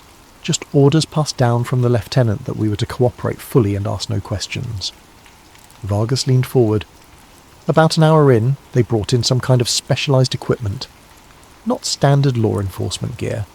These devices were scanning for something, and when they found it, the whole operation changed." "Changed how?" "They called for a containment unit," Morrison said. "Black trucks, unmarked vehicles, personnel in hazmat-style suits. They cordoned off a section of the parking lot and brought in what looked like a mobile laboratory." "Did you see what they were containing?" Morrison and Vargas exchanged glances. "We saw them load something into one of the trucks," Vargas said slowly. "Something large, covered in a metallic tarp. But before they sealed the container, the tarp shifted." He paused, seeming to gather courage to continue. "I got a glimpse of what was underneath. It was... I don't know what it was. Not human. Not any kind of animal I've ever seen. It was tall, probably 7 feet or more, with limbs that bent in ways that didn't make sense. And the skin. The skin looked wrong," Morrison finished. "Like it was reflecting light from underneath. Almost metallic, but organic at the same time. Was it alive? I don't know. It wasn't moving. but there was something about it that felt aware, like even unconscious or sedated, it was still somehow present. They told me that after the containment unit left, all officers involved were called into individual meetings with federal agents. Each was told that the incident was classified under national security provisions, and that discussing any details with unauthorised personnel would result in prosecution under the Espionage Act. Most of the guys were fine with that, Morrison said. They got overtime pay, a commendation for their service, and orders to forget the whole thing. But Vargas and I, we'd seen too much. We started asking questions. What kind of questions? Whether this was an isolated incident, whether there had been similar events in other cities, whether the public had a right to know that something non-human was being covered up by our own government. Within a week, both detectives had been called into internal affairs investigations. Morrison was accused of excessive force during an unrelated arrest from 6 months earlier. Vargas was investigated for financial irregularities in his expense reports. Nothing they could make stick, Vargas said, but the message was clear. Keep quiet or face consequences. Both men had chosen early retirement rather than continue to work under the threat of constant scrutiny. The thing is, Morrison said as we prepared to leave, this isn't the first time something like this has happened in Miami. We started digging into old cases, looking for patterns. There have been at least 3 similar incidents in the past 5 years. Always the same response. Immediate federal takeover, memory hold within 48 hours, witnesses either discredited or disappeared. He handed me a piece of paper with several addresses written on it. These are the locations of the other incidents. If you're serious about investigating this, that's where you should start. But Rivera? I looked up from the paper. Be careful. Whatever you saw that night, whoever's covering it up, they've got resources we can't even imagine. They've already destroyed your career. Don't let them destroy your life. The first address Morrison had given me was a construction site in downtown Miami, where, according to police records, there had been a gas leak evacuation in March 2019. The official story was that workers had detected dangerous levels of methane and called in hazmat teams as a precaution. But when I spoke to Carlos Mendez, a construction foreman who'd been working the site that day, I got a very different account. Gas leak my ass, Carlos said when I met him at a job site in Coral Gables. I was the safety supervisor on that project. I know gas leaks, and what we saw that morning wasn't any kind of leak. According to Carlos, workers had discovered something while excavating for a new foundation. Something that had been buried about 12 feet underground, wrapped in what appeared to be a metallic cocoon or shell. It was the size of a person, maybe bigger. The outer layer was like nothing I'd ever seen, part organic, part technological. When we tried to cut through it to see what was inside, the whole thing started humming. Humming? Like electrical equipment, but alive somehow, and the temperature around it dropped about 20 degrees in a matter of minutes. Our breath was visible, right there in the middle of a Miami summer. Within hours, federal agents had arrived and declared the site a potential environmental hazard. All workers were evacuated, sworn to secrecy, and paid substantial bonuses for their discretion. They brought in equipment I'd never seen before, Carlos continued, extracted whatever was buried there and covered the whole thing up. Next day, official reports said it was a false alarm about gas levels. The second address led me to Virginia Key, where in August 2020, several witnesses had reported seeing strange lights over the water during what authorities described as military training exercises. Maria Rodriguez, who lived in a waterfront apartment that overlooked the bay, had been one of those witnesses. It wasn't aircraft, she told me as we sat on her balcony, looking out over the same stretch of water. The lights moved in ways that defied physics. They would hover motionless, then accelerate to impossible speeds, then stop instantly. No sound, no visible means of propulsion. She'd tried to record the lights with her phone, but every video came out distorted or completely black. The strange part was what happened afterward. For 3 days, no marine life was visible in the bay. No fish, no dolphins, no birds. It was like every living thing had fled the area. When Maria had tried to report her sighting to local news stations, she was told that the military had already provided an explanation and that the matter was closed. The third address was the most disturbing. It led me to a residential neighbourhood in Homestead where, in November 2021, a family had reported a break-in with unusual circumstances.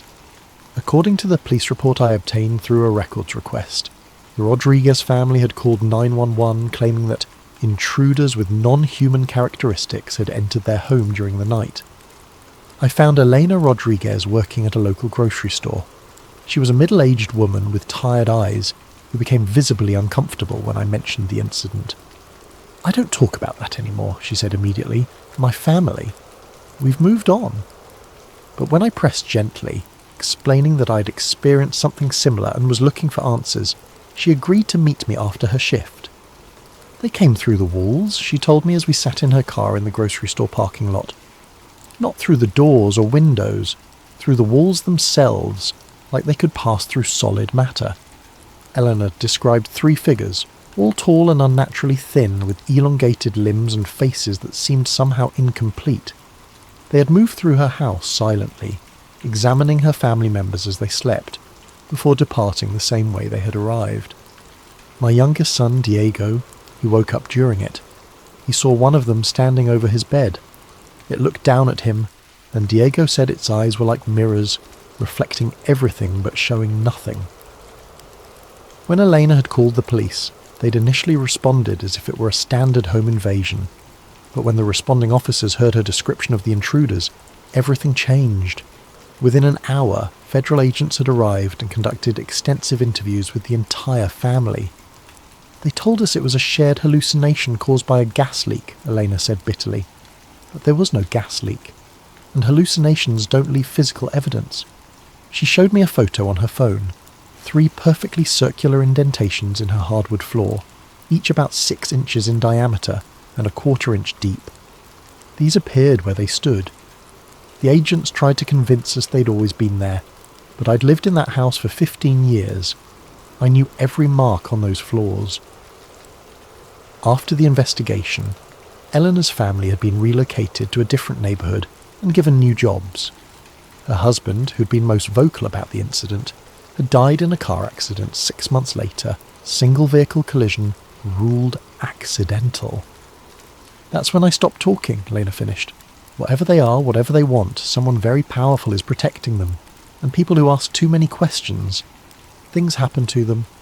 I was beginning to understand the scope of what I was dealing with. This wasn't just a cover-up of a single incident. It was a systematic suppression of information about ongoing contact with non-human entities. But I was about to learn just how closely I was being monitored. I just returned to my apartment after meeting with Elena when I noticed the man standing across the street. He was wearing a plain grey suit despite the Miami heat, and he was looking directly at my building. When I looked out the window again 10 minutes later, he was still there. The next morning, as I left for another interview with a potential witness, the same man was waiting by my car. "Mr. Rivera," he said as I approached. His voice was calm, professional, and completely devoid of emotion. "I think we need to have a conversation." He wasn't particularly tall or imposing, but something about his presence made my skin crawl. His eyes were the palest blue I'd ever seen, almost colourless, and when he looked at me, I felt like he was cataloguing every detail of my appearance. "Who are you?" "Someone who's been watching your recent activities with great interest. Your investigation into events at Bayside Marketplace, your conversations with former police officers, your meetings with the Rodriguez family."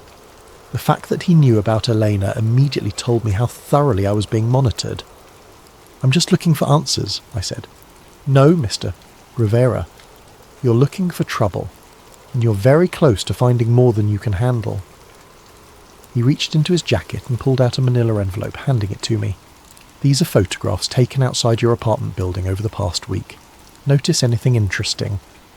I opened the envelope with shaking hands. Inside were a dozen surveillance photos showing me entering and leaving my building, walking to my car, meeting with various people. But it wasn't the photos themselves that made my blood run cold. It was the timestamp on each image.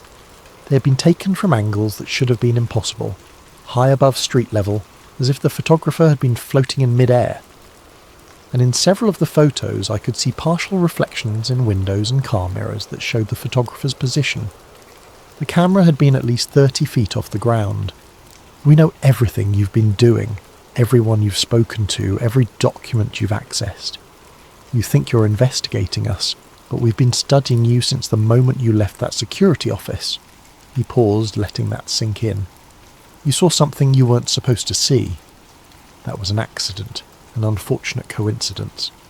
But instead of accepting the logical explanation and moving on with your life, you've chosen to pursue answers that could endanger national security." National security? What kind of national security requires covering up contact with non-human entities? The man's expression didn't change, but something flickered behind those pale eyes. The kind that prevents mass panic, economic collapse, and the breakdown of social order. Do you really think the public is ready to learn that they're not alone in the universe? That beings with technology beyond our understanding have been operating on Earth for decades? So you admit it. These things, whatever they are, they're real. I admit nothing. But I'm offering you a choice, Mr. Rivera. Walk away now, and you can return to your normal life. We can arrange new employment, perhaps relocate you to a different city if you prefer. All we ask is your silence. And if I refuse, then you'll discover that there are worse things than being fired from a security job." He turned to go, then paused. "You have 48 hours to decide. After that, the offer expires and other measures will be considered necessary." That night I found my car window smashed and my apartment door slightly ajar. Nothing was missing, but every electronic device I owned had been mysteriously reset to factory settings. My computer's hard drive had been wiped, my phone had been remotely erased, and even my digital camera's memory card was blank. The message was clear. They could reach me anywhere, any time, and they had technology that made conventional security meaningless. But instead of intimidating me into silence, the threat only reinforced my determination to find the truth. I spent the next day acquiring new equipment and creating backup plans that I hoped would be hardest to detect. Burner phones paid for with cash, anonymous email accounts accessed from public computers, physical documents stored in multiple locations. If they wanted to play surveillance games, I was going to make them work for it.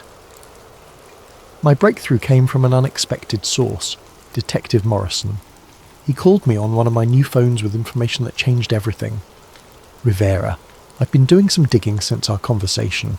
Found someone you need to meet. Former federal agent who worked these kinds of cases before he had a crisis of conscience." The meeting was arranged for a small cafe in Coral Gables. I arrived early and chose a table with clear sightlines to all entrances, paranoid now about being followed or monitored. The man who approached my table looked like he hadn't slept in weeks. He was thin, pale, with the kind of nervous energy that came from constantly looking over his shoulder. "You're Rivera," he said without preamble as he sat down. "I'm Agent Thompson. Former Agent Thompson, I should say. Morrison said you worked these cases." For 12 years I was part of a classified program that dealt with what we called anomalous contact events. What you witnessed at Bayside was just the latest in a long series of incidents that have been occurring with increasing frequency. Thompson looked around the cafe nervously before continuing. "The entities you saw, we call them visitors, have been making contact for decades. Not invasion-style contact, more like observation. Study. They seem to be monitoring human development, occasionally taking samples or specimens. Specimens? Missing persons cases that never get solved. People who vanish without a trace, often from areas where visitor activity has been detected. The official position is that there's no connection, but the patterns are unmistakable." He pulled out a thick folder and slid it across the table. "These are copies of classified reports from similar incidents across the country. Miami has had more visitor activity than almost anywhere else, probably because of its location and population density." I opened the folder and found myself looking at government documents marked with classification levels I'd never seen before. Incident reports, witness statements, technical analyses of recovered materials. Why are you showing me this? Because the program is changing direction. For years the policy was containment and secrecy. Document the encounters, clean up the evidence, silence the witnesses. But recently there's been a shift toward active cooperation. Cooperation? Trade agreements, technology exchanges. The visitors have been offering advanced science in return for access to human subjects and freedom to operate without interference. Thompson's voice dropped to barely above a whisper. Some people in the government think this is humanity's chance to make a quantum leap in technological development. Others think we're selling our species to entities whose motives we don't understand. He pointed to a specific document in the folder. That's a report from 3 months ago. A visitor delegation meeting with Pentagon officials to discuss expanded operations. Your incident at Bayside was part of a new protocol. Instead of completely hiding their activities, they're testing public response to limited exposure. You mean they wanted me to see them? Not you specifically, but someone. They need to gauge how humans react to direct contact, how effectively the cover-up mechanisms work, how much pressure it takes to silence witnesses. The implications were staggering. I hadn't stumbled onto a secret. I'd been used as a test subject in some kind of psychological experiment. What happened to the entity they captured at Bayside? Transported to a secure facility in Nevada. But Rivera, here's the thing. It wasn't captured. It was surrendered. The visitors sometimes allow us to take individuals for study as part of the cooperation agreement. Thompson stood up to leave but turned back one more time. There's a transportation scheduled for tonight. They're moving the Bayside specimen to a different facility, and there's going to be a window of vulnerability during the transfer, if someone wanted to document proof of the program. He left an address written on a napkin and walked away without another word. The address Thompson had given me was for a warehouse in the industrial district near the port. According to my research, it was officially owned by a shipping company, but tax records showed it had been leased to a federal agency under a classified contract. I arrived at 11 p.m. and found a position across the street where I could observe the warehouse without being seen. The building was surrounded by a high fence topped with razor wire, and I could see armed guards patrolling the perimeter. At 11:45, a convoy of black vehicles arrived. 3 SUVs and a large truck that looked like it had been modified for special cargo. Federal agents in tactical gear emerged from the vehicles and began preparing for some kind of operation. I'd managed to acquire a camera with a powerful telephoto lens, and I started documenting everything I could see. The agents were using equipment that looked far more advanced than standard law enforcement gear.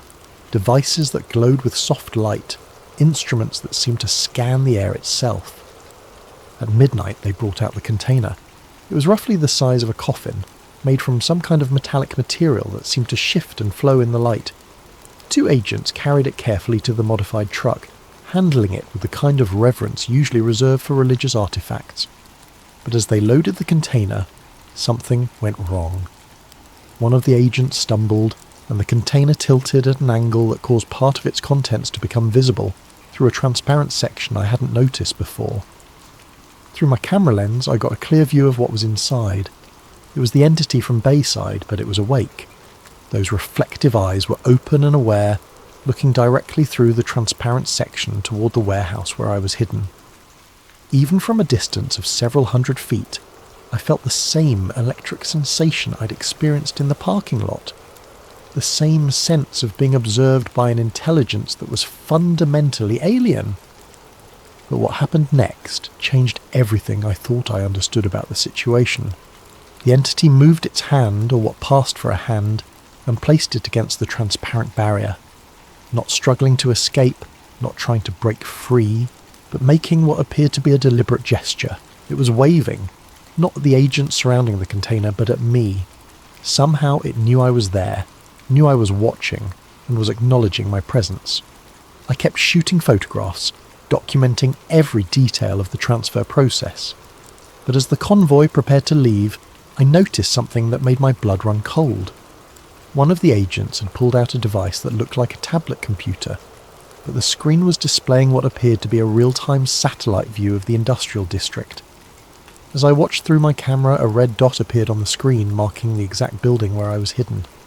They knew I was there. The agent with the tablet spoke into his radio, and I saw several other agents begin moving in my direction. I had maybe 2 minutes before they reached my position. I quickly ejected the memory card from my camera and slipped it into my shoe, then grabbed a backup card I'd brought and put it in the camera. If they caught me, I wanted them to find decoy footage that wouldn't reveal what I'd actually captured. But I didn't wait around to be caught. I slipped out of the warehouse through a back entrance and made my way through a maze of industrial buildings toward where I'd parked my car. Behind me, I could hear the sounds of pursuit, engines starting, radios crackling, the systematic search of a trained tactical team. I reached my car just as the first agent appeared at the end of the alley. Instead of driving toward the main road, which they would certainly be watching, I headed deeper into the industrial district, using my knowledge of Miami's back streets to evade the pursuit. It took me 3 hours of careful driving through residential neighbourhoods and side streets before I was confident I'd lost them. When I finally made it home, I found my apartment had been searched again, but this time they'd left a message. Written on my bathroom mirror in what appeared to be some kind of luminescent ink was a single word: run. I didn't need to be told twice. Within an hour I had grabbed essential documents, the memory card with the photographs, and enough cash to disappear for a while. But before I left Miami, I had one more stop to make. I drove to Bayside Marketplace one last time, parking in the same lot where I'd first encountered the entity 3 months earlier. The place looked normal, tourists taking late-night photos, couples walking along the marina, the usual mix of activity that made Miami a 24-hour city. But I knew that beneath this normal facade something extraordinary was being hidden. I walked to the exact spot where I'd seen the tall figure that first night, looking for any signs of the encounter that had changed my life. The concrete looked the same, the lighting was unchanged, but I noticed something I'd missed before. There were small circular marks in the pavement, the same type of indentations Elena Rodriguez had shown me in her house. 3 perfect circles, each about 6 inches in diameter, arranged in a triangle pattern. They weren't damaged from construction or wear patterns from foot traffic. They were too precise, too intentional. They looked like landing marks. As I knelt to examine them more closely, I heard a familiar sound, that electric static that seemed to come from the air itself. I stood up slowly and found myself face to face with the same entity I'd encountered months before. It was standing about 10 feet away, perfectly still, watching me with those reflective eyes. But this time, I wasn't afraid. After everything I'd learned, everything I'd discovered about the cover-up and the cooperation agreements, I realised that this wasn't a predator or an invader. It was a researcher, and I was part of its study. We regarded each other in silence for several long moments. Then, impossibly, it spoke. The voice didn't come through the air. It appeared directly in my mind, like a thought that wasn't my own. You have seen, you have documented, you have chosen to pursue truth despite consequences. Why? I asked. Not sure if I was speaking aloud or thinking the question. Your species stands at a threshold. Some among you are ready for broader contact. Others resist change. We study both responses. The government knows about you. They're working with you. Some among your leaders seek cooperation, others seek control. The outcome is not yet determined. What do you want from us? To understand, to evaluate, to determine if your species can join the broader community of intelligence. And if we can't? The entity tilted its head at that impossible angle, considering the question. Then you will remain isolated until you are ready, or until you are no longer capable of choice. The implications of that statement sent a chill through me, but before I could ask for clarification, the entity was speaking again. You have served your purpose, Marcus Rivera. Your reactions, your investigations, your resistance to suppression, all have provided valuable data. I was an experiment. You were a volunteer. You chose to see when others chose to look away. You chose to investigate when others chose to forget. You chose truth when others chose comfort. What happens now? Now you choose again. Accept silence and return to your previous existence, or continue seeking truth and accept the consequences. The entity reached into what appeared to be a pocket in its dark clothing and pulled out a small metallic device about the size of a smartphone. This contains evidence of our presence that cannot be erased or corrupted by your government's technology. Use it wisely. It placed the device on the ground between us, then stepped backward. We will be watching, Marcus Rivera. Your choices will influence how we proceed with your species. And then, just as it had before, the entity simply wasn't there anymore. I stood alone in the Bayside parking lot holding an alien device that contained proof of everything I'd suspected. That was 6 months ago. I'm writing this from a small motel room in Colorado, the latest stop in a journey that has taken me across the country, as I stay ahead of the federal agents who are still hunting for me.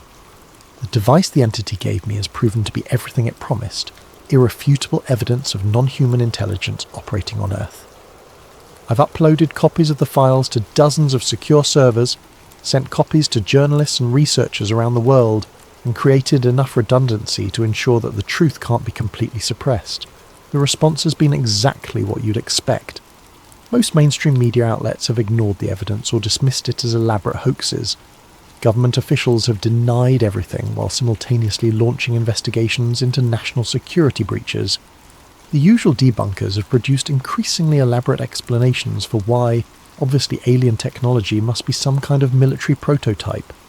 But some people are listening. Some people are investigating. Some people are asking the right questions. I've been contacted by witnesses from dozens of other incidents. Construction workers who found buried artifacts, military personnel who encountered craft that defied physics, scientists who were ordered to destroy research that proved too inconvenient.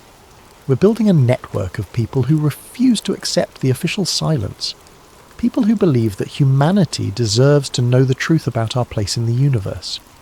The federal agents are still hunting for me. I change locations every few days, use only cash, avoid any kind of electronic communication that can be traced. But I'm not running scared anymore. I'm running strategic. Every day I stay free as another day to gather more evidence, to contact more witnesses, to build a case that even the most sophisticated cover-up can't suppress. Because I understand now that this isn't just about what I saw at Bayside Marketplace. It's about the future of human civilization, about whether we'll be allowed to make informed choices about contact with non-human intelligence, or whether those choices will be made for us by a small group of government officials and corporate interests. The entities, the visitors, whatever we choose to call them, are real. They're here, they're studying us, and they're waiting to see what kind of species we really are. Some in our government have chosen cooperation and secrecy. They've decided that humanity isn't ready for the truth, that panic and social collapse would be inevitable if people knew we weren't alone. I believe they're wrong. I believe that people deserve to know that we have the right to participate in decisions about our own future. That truth, however disturbing, is better than comfortable lies. So I'm going to keep running, keep investigating, keep documenting. I'm going to find every witness, gather every piece of evidence, and build a case so comprehensive that even the most sophisticated disinformation campaign can't discredit it. They took my job, my friends, my normal life, but they can't take what I saw that night at Bayside. They can't erase the truth. And as long as I'm alive and free, I'm going to make sure that truth eventually reaches the people who deserve to know it. The hunt continues. My name is Marcus Rivera, and this is my testimony. If something happens to me, if I disappear or die under suspicious circumstances, remember that the truth doesn't die with the messenger. They're here, they're watching, and humanity's future hangs in the balance of choices we're not even being allowed to make. The question isn't whether we're alone in the universe. The question is whether we're brave enough to handle the answer. Now settle in, turn down the lights, and let me tell you about a discovery that changed everything I thought I knew about one of radio's most infamous moments. The August heat in Phoenix was unbearable, even at 9 in the evening. I'd been putting off cleaning out Dad's garage for 3 months since the funeral, but the estate sale was scheduled for next week and I couldn't delay any longer. The musty smell of motor oil and decades of accumulated memories hit me as I pulled the string on the bare bulb hanging from the ceiling. Dad had been a creature of habit, a night shift supervisor at the local power plant who'd spent his off hours tinkering with radios and electronics.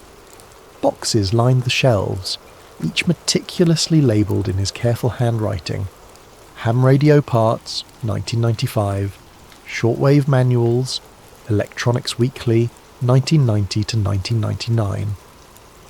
It was the box tucked behind his old workbench that caught my attention. Unlike the others, this one bore a label that made no immediate sense. C2C, 1997. The cardboard was yellowed with age, and when I lifted it I heard the familiar rattle of cassette tapes inside. Coast to Coast AM. Of course. Dad had been obsessed with Art Bell's late-night radio show during the 90s. I remembered falling asleep as a kid to the distant murmur of his transistor radio playing in the garage, Art's distinctive voice discussing UFOs, government conspiracies, and things that went bump in the night. Mum used to joke that Dad collected conspiracy theories like other men collected baseball cards. Inside the box were dozens of cassette tapes, each labelled with dates from 1997. March 15th, Time Traveller Call, June 22nd, Mel's Hole, August 3rd, Crop Circle Expert. Dad had been recording the shows off the air during his night shifts, creating his own archive of the programme's most memorable moments. Most of the tapes looked well worn, clearly played multiple times over the years, but one stood out. The handwriting was different, shakier, more urgent. Instead of Dad's usual neat printing, this label was scrawled in what looked like black marker. Do not play, area caller. I turned the tape over in my hands. Unlike the others, this one showed no signs of wear. The plastic case was pristine, as if it had been sealed away and never touched again after that initial recording. My curiosity got the better of me. I dug through Dad's electronics until I found his old boombox, the same one he'd used for decades. The cassette clicked into place with a satisfying snap, and I pressed play. Static filled the garage, followed by Art Bell's unmistakable voice cutting through the white noise like a beacon in the darkness. You're listening to Coast AM. I'm Art Bell and it's... Let me see here. It's 3:10 in the morning, Pacific time. We're taking calls about government cover-ups and military installations. You're on the air, caller. What followed was 11 minutes of pure terror. The voice that came through the speakers was frantic, breathless, barely coherent. The caller claimed to be a former employee of Area 51, calling from a payphone because his home and cell phones were being monitored. His words tumbled over each other in panic as he described extra-dimensional beings who had infiltrated military installations across the southwest.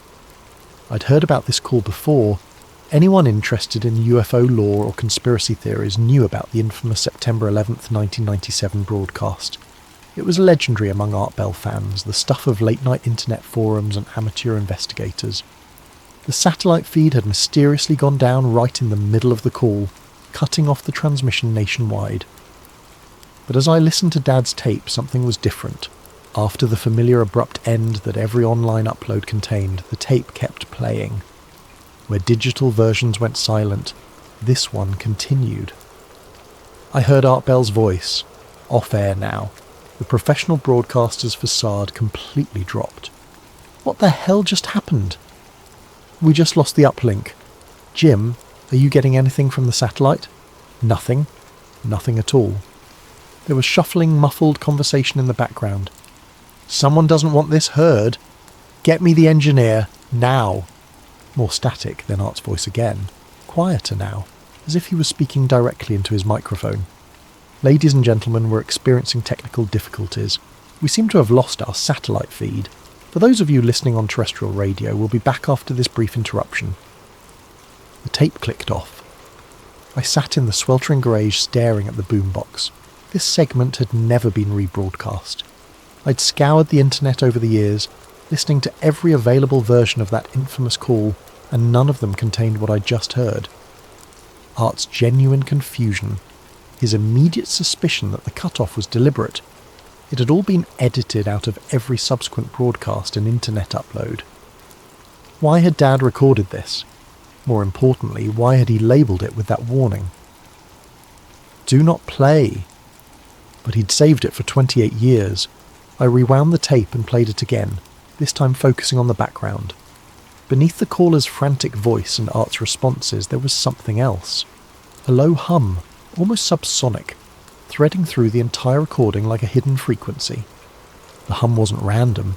It had a pattern, rising and falling in subtle waves that seemed almost purposeful. Sleep eluded me that night. I lay in bed, replaying the tape over and over in my mind, especially those final moments when Art Bell seemed genuinely shaken. By dawn, I was at my computer, diving deep into Coast AM archives and fan sites. The September 11th, 1997 call had inspired dozens of forum threads over the years. Most dismissed it as an elaborate hoax. but several listeners from that night remembered details that matched what I'd heard on Dad's tape. References to the sudden satellite failure, speculation about government interference, debates about whether the caller's panic was genuine or scripted. One forum thread from 1999 caught my attention. The original post had been deleted, but the replies remained. Did anyone else notice the background frequency during the Area 51 call? My friend who's into ham radio thinks there might be coordinates embedded in the hum. Coordinates to what? That's what we're trying to figure out. He's been working on it for weeks.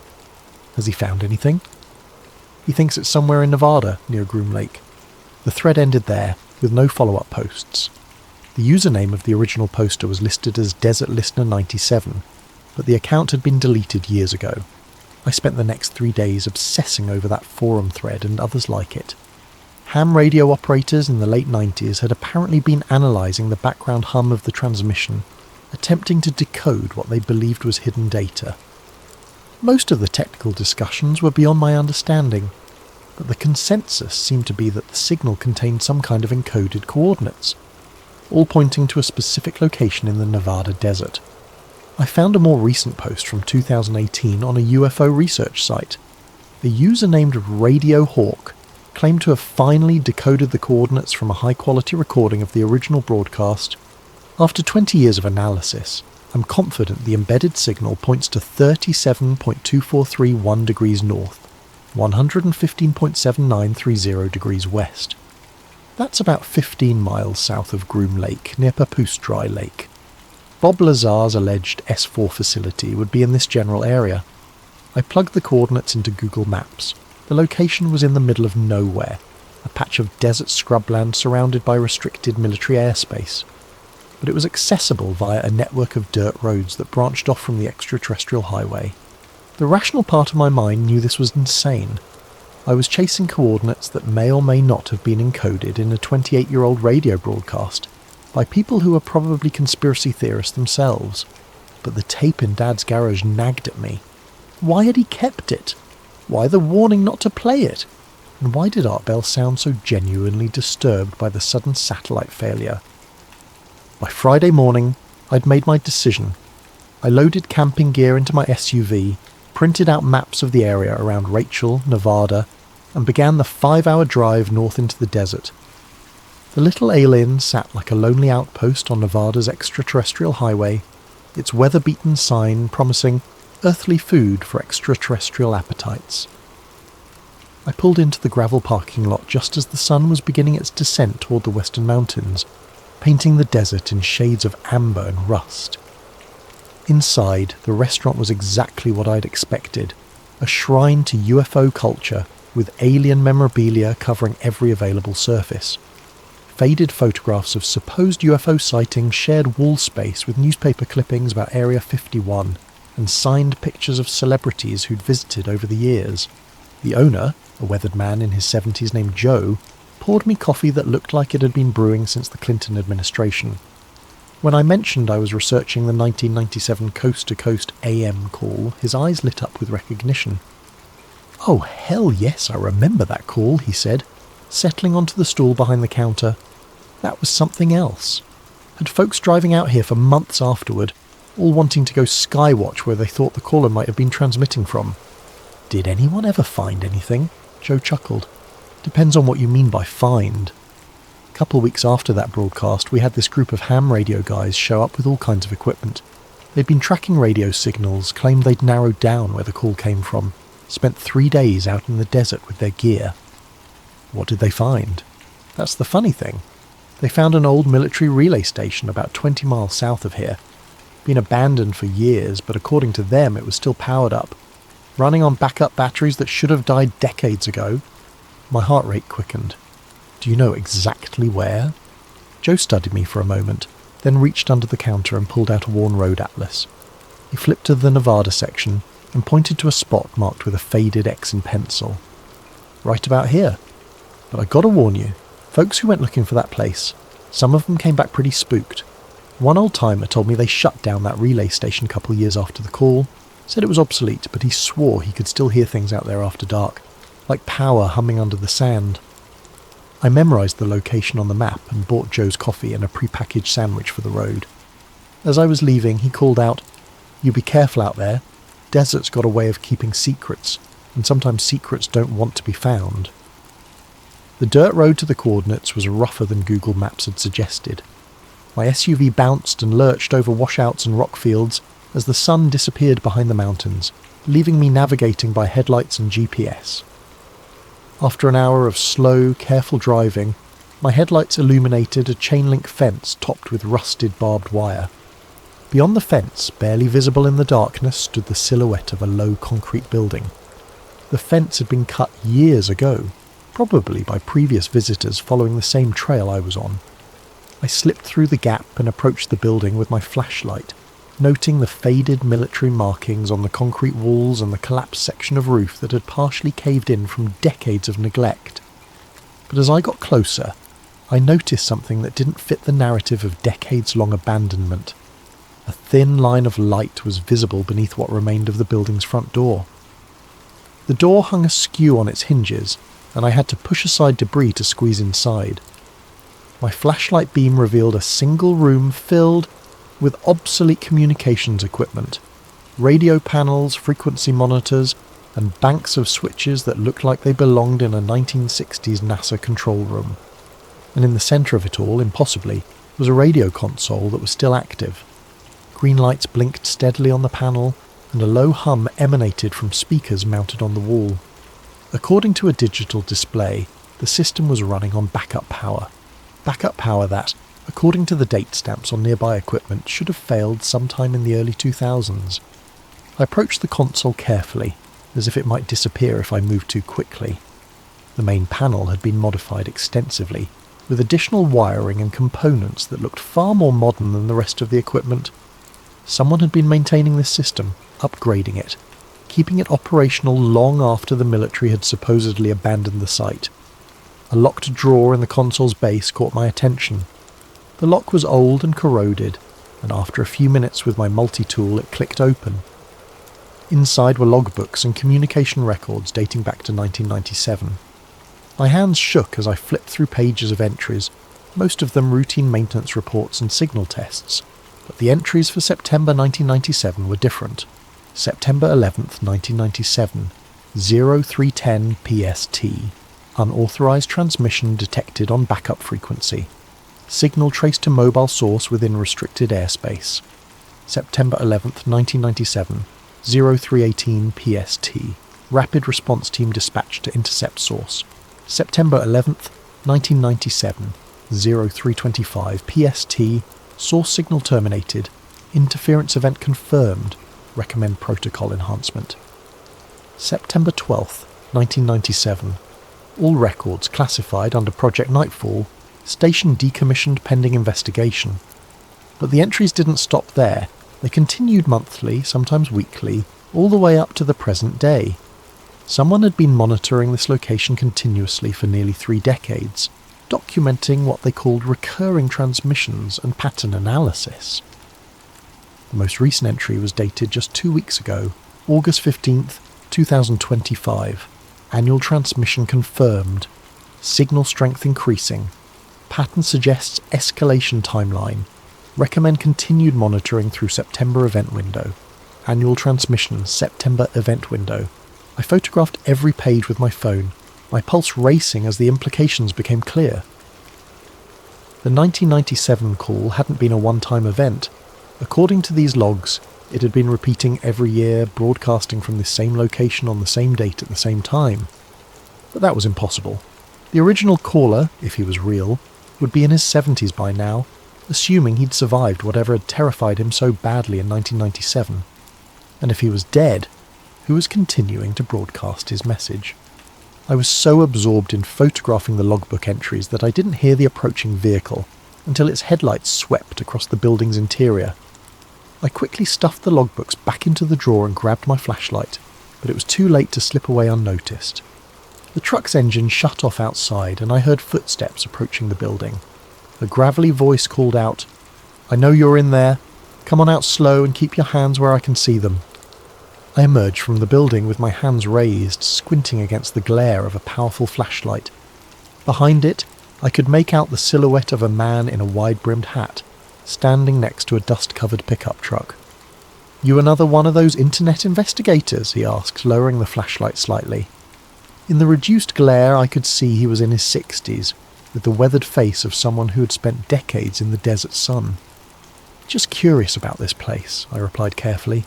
"I heard about it from some old forum posts." He chuckled, but there was no humour in it. "Curious. That's what they all say." He gestured toward the building. "Find anything interesting in there?" "Just old military equipment. Most of it's been stripped out. But not all of it." It wasn't a question. He studied me for a long moment, then seemed to reach some kind of decision. "Name's Tom Briggs, retired Air Force.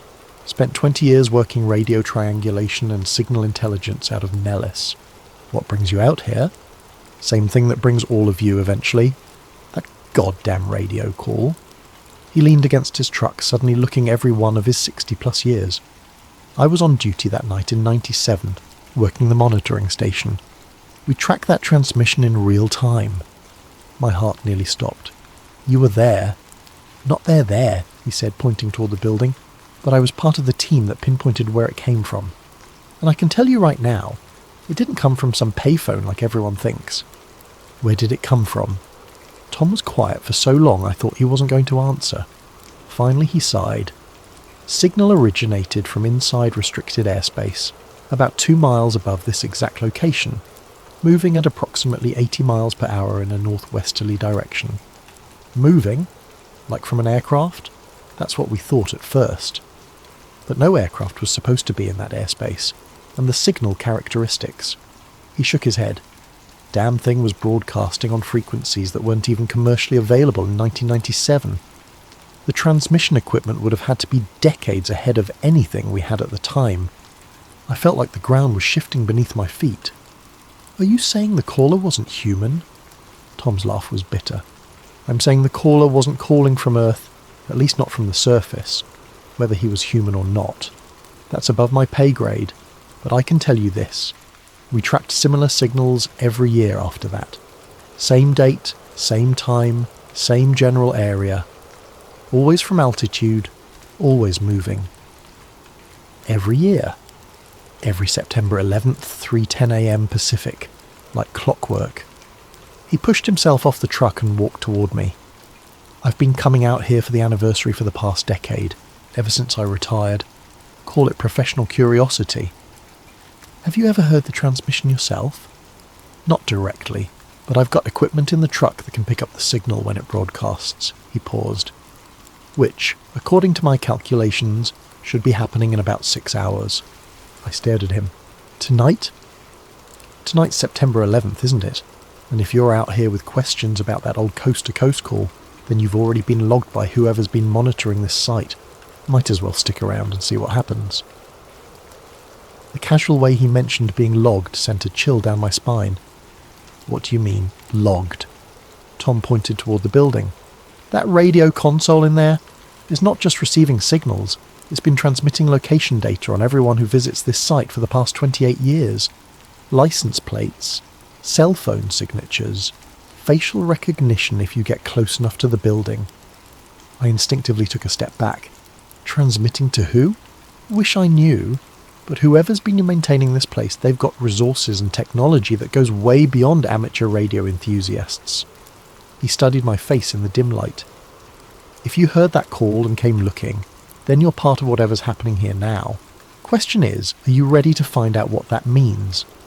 Tom's truck was equipped with enough radio and monitoring equipment to stock a small electronics store. While he prepared his receivers, I set up my camping gear at what he assured me was a safe distance from the building.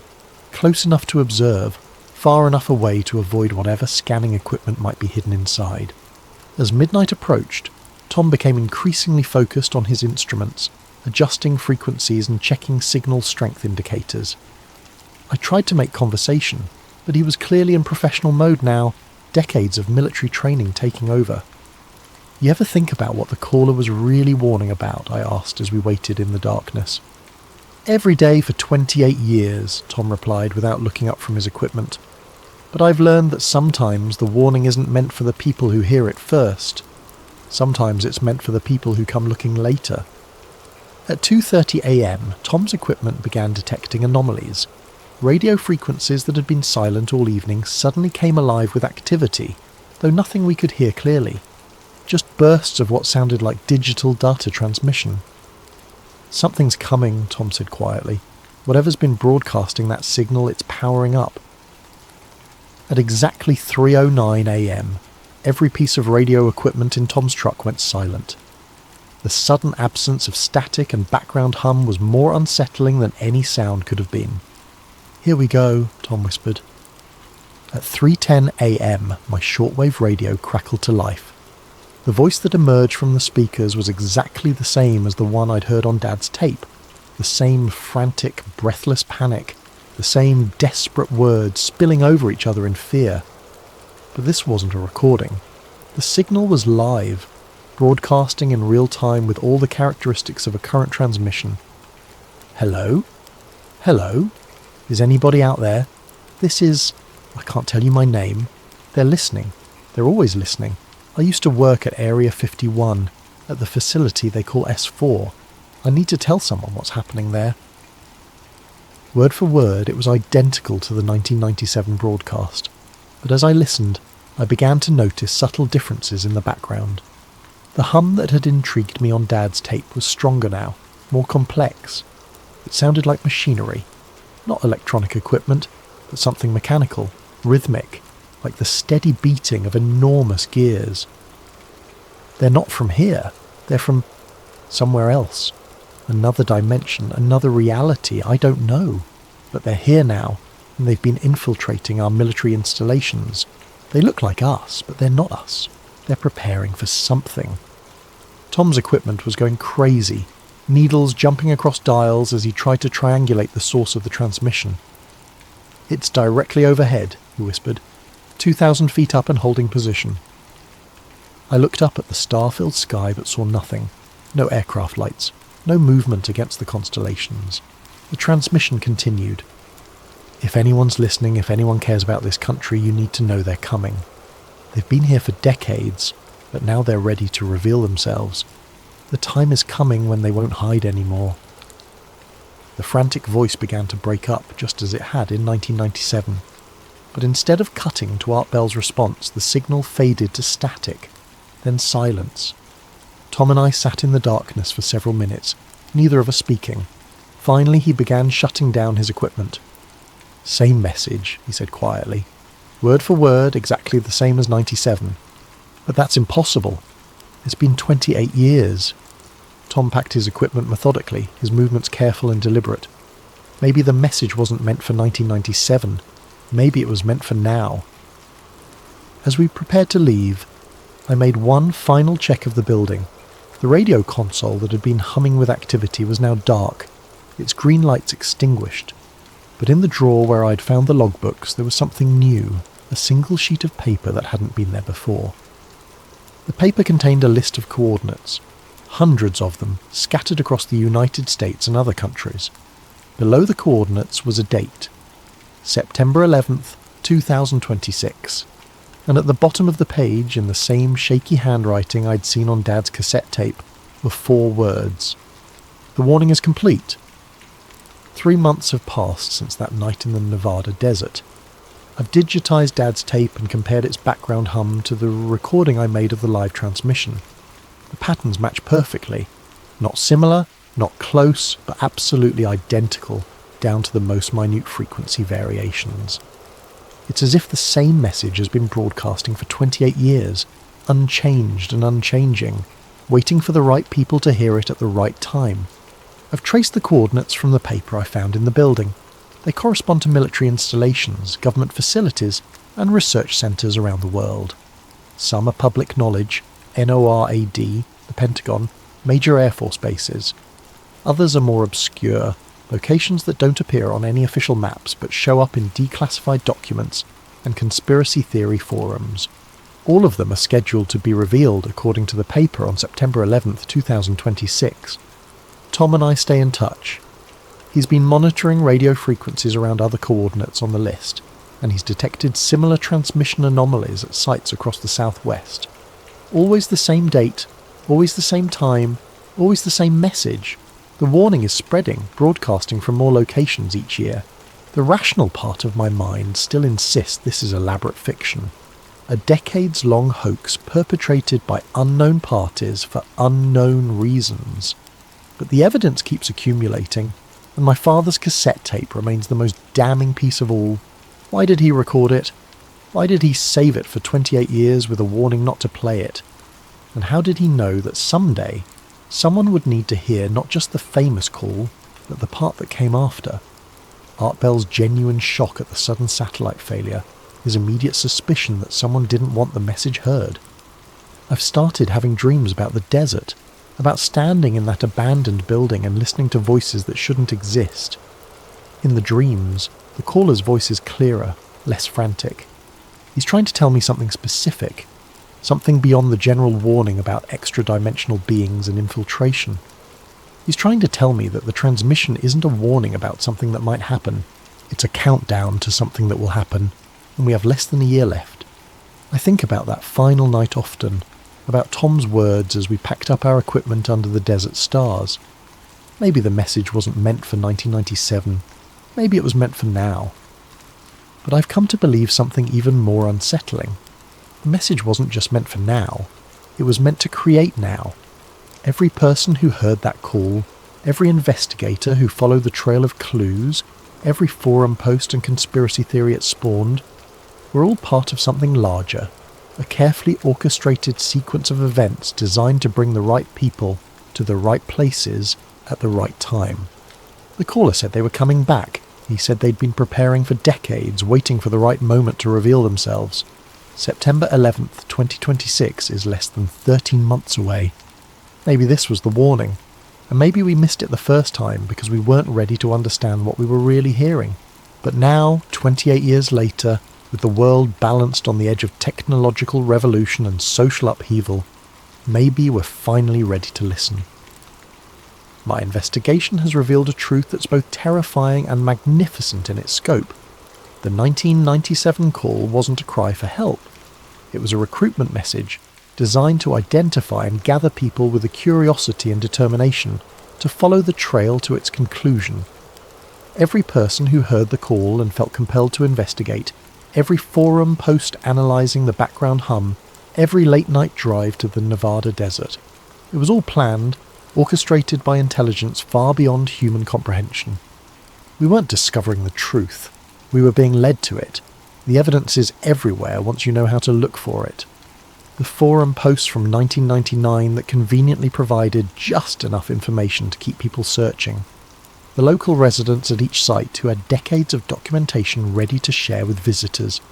The federal authorities who warned people away but never actually prevented them from reaching the sites.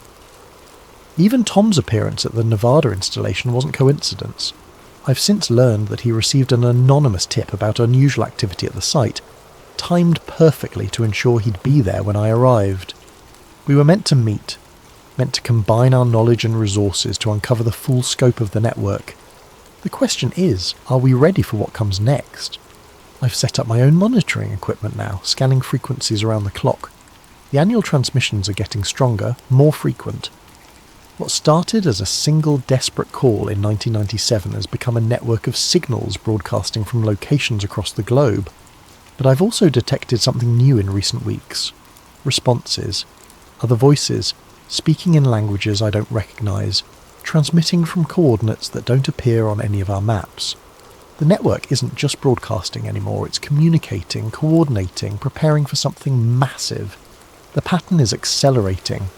2 weeks ago, Tom called me with news that confirmed my worst fears. His equipment had detected a massive power surge across the entire southwestern United States, centred on the Nevada installation. The surge lasted exactly 11 minutes, the same duration as the original 1997 call, and occurred at precisely 3:10 a.m. Pacific time. But it wasn't September 11th, it was August 30th, 2 weeks early. The timeline's changing, Tom told me over our encrypted connection. Whatever they've been building toward, it's happening faster than planned. I drove back to Nevada that same night, arriving at the installation just before dawn. The building looked the same from the outside, but inside everything had changed. The old radio console had been replaced with equipment I'd never seen before. Sleek, crystalline structures that hummed with barely contained energy. The walls were lined with displays showing data streams in symbols that looked almost hieroglyphic. And standing in the centre of it all was a man I recognised from photographs in Dad's papers. He was older now, greyer, but unmistakably the same person who had signed those letters as J. Mitchell. "You're right on time," he said without turning around. "Your father said you'd figure it out eventually. He was very proud of you, you know." "You knew my father?" Mitchell smiled sadly. "Jim was one of us from the beginning, a member of the group tasked with documenting and preserving evidence of the contact protocol. We've been preparing for this moment for over 30 years. Contact protocol?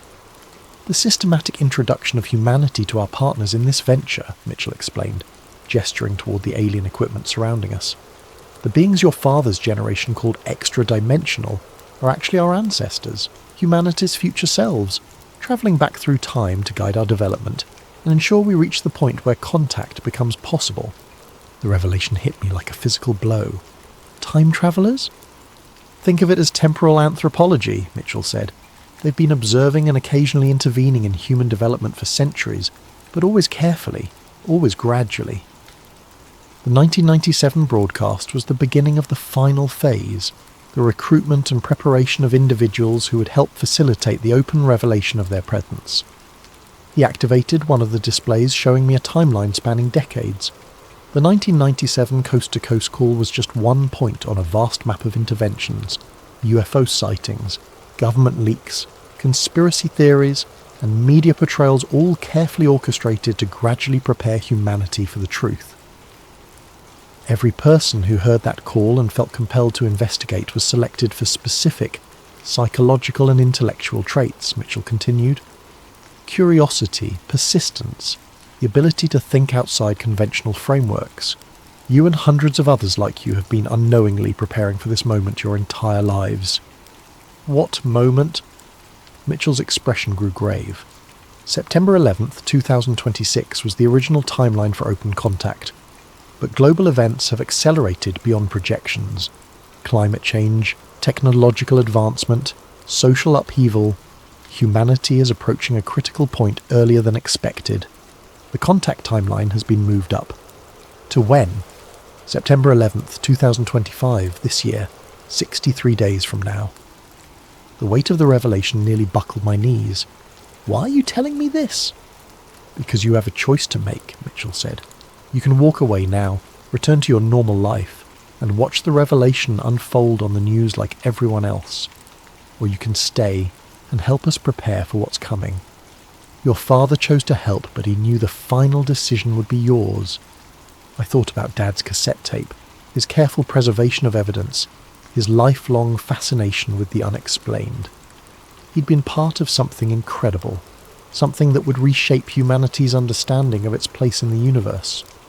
What would I have to do? Mitchell smiled. "Help us wake up the rest of the network. There are monitoring stations like this one all over the world, and each one needs an operator who understands what they're really seeing. People like you, who followed the trail this far and are ready to take the final step. And somewhere in the static between stations, in the quiet moments when the airwaves fall silent, I swear I can hear machinery humming beneath the earth. Enormous gears turning in preparation for something vast and inevitable.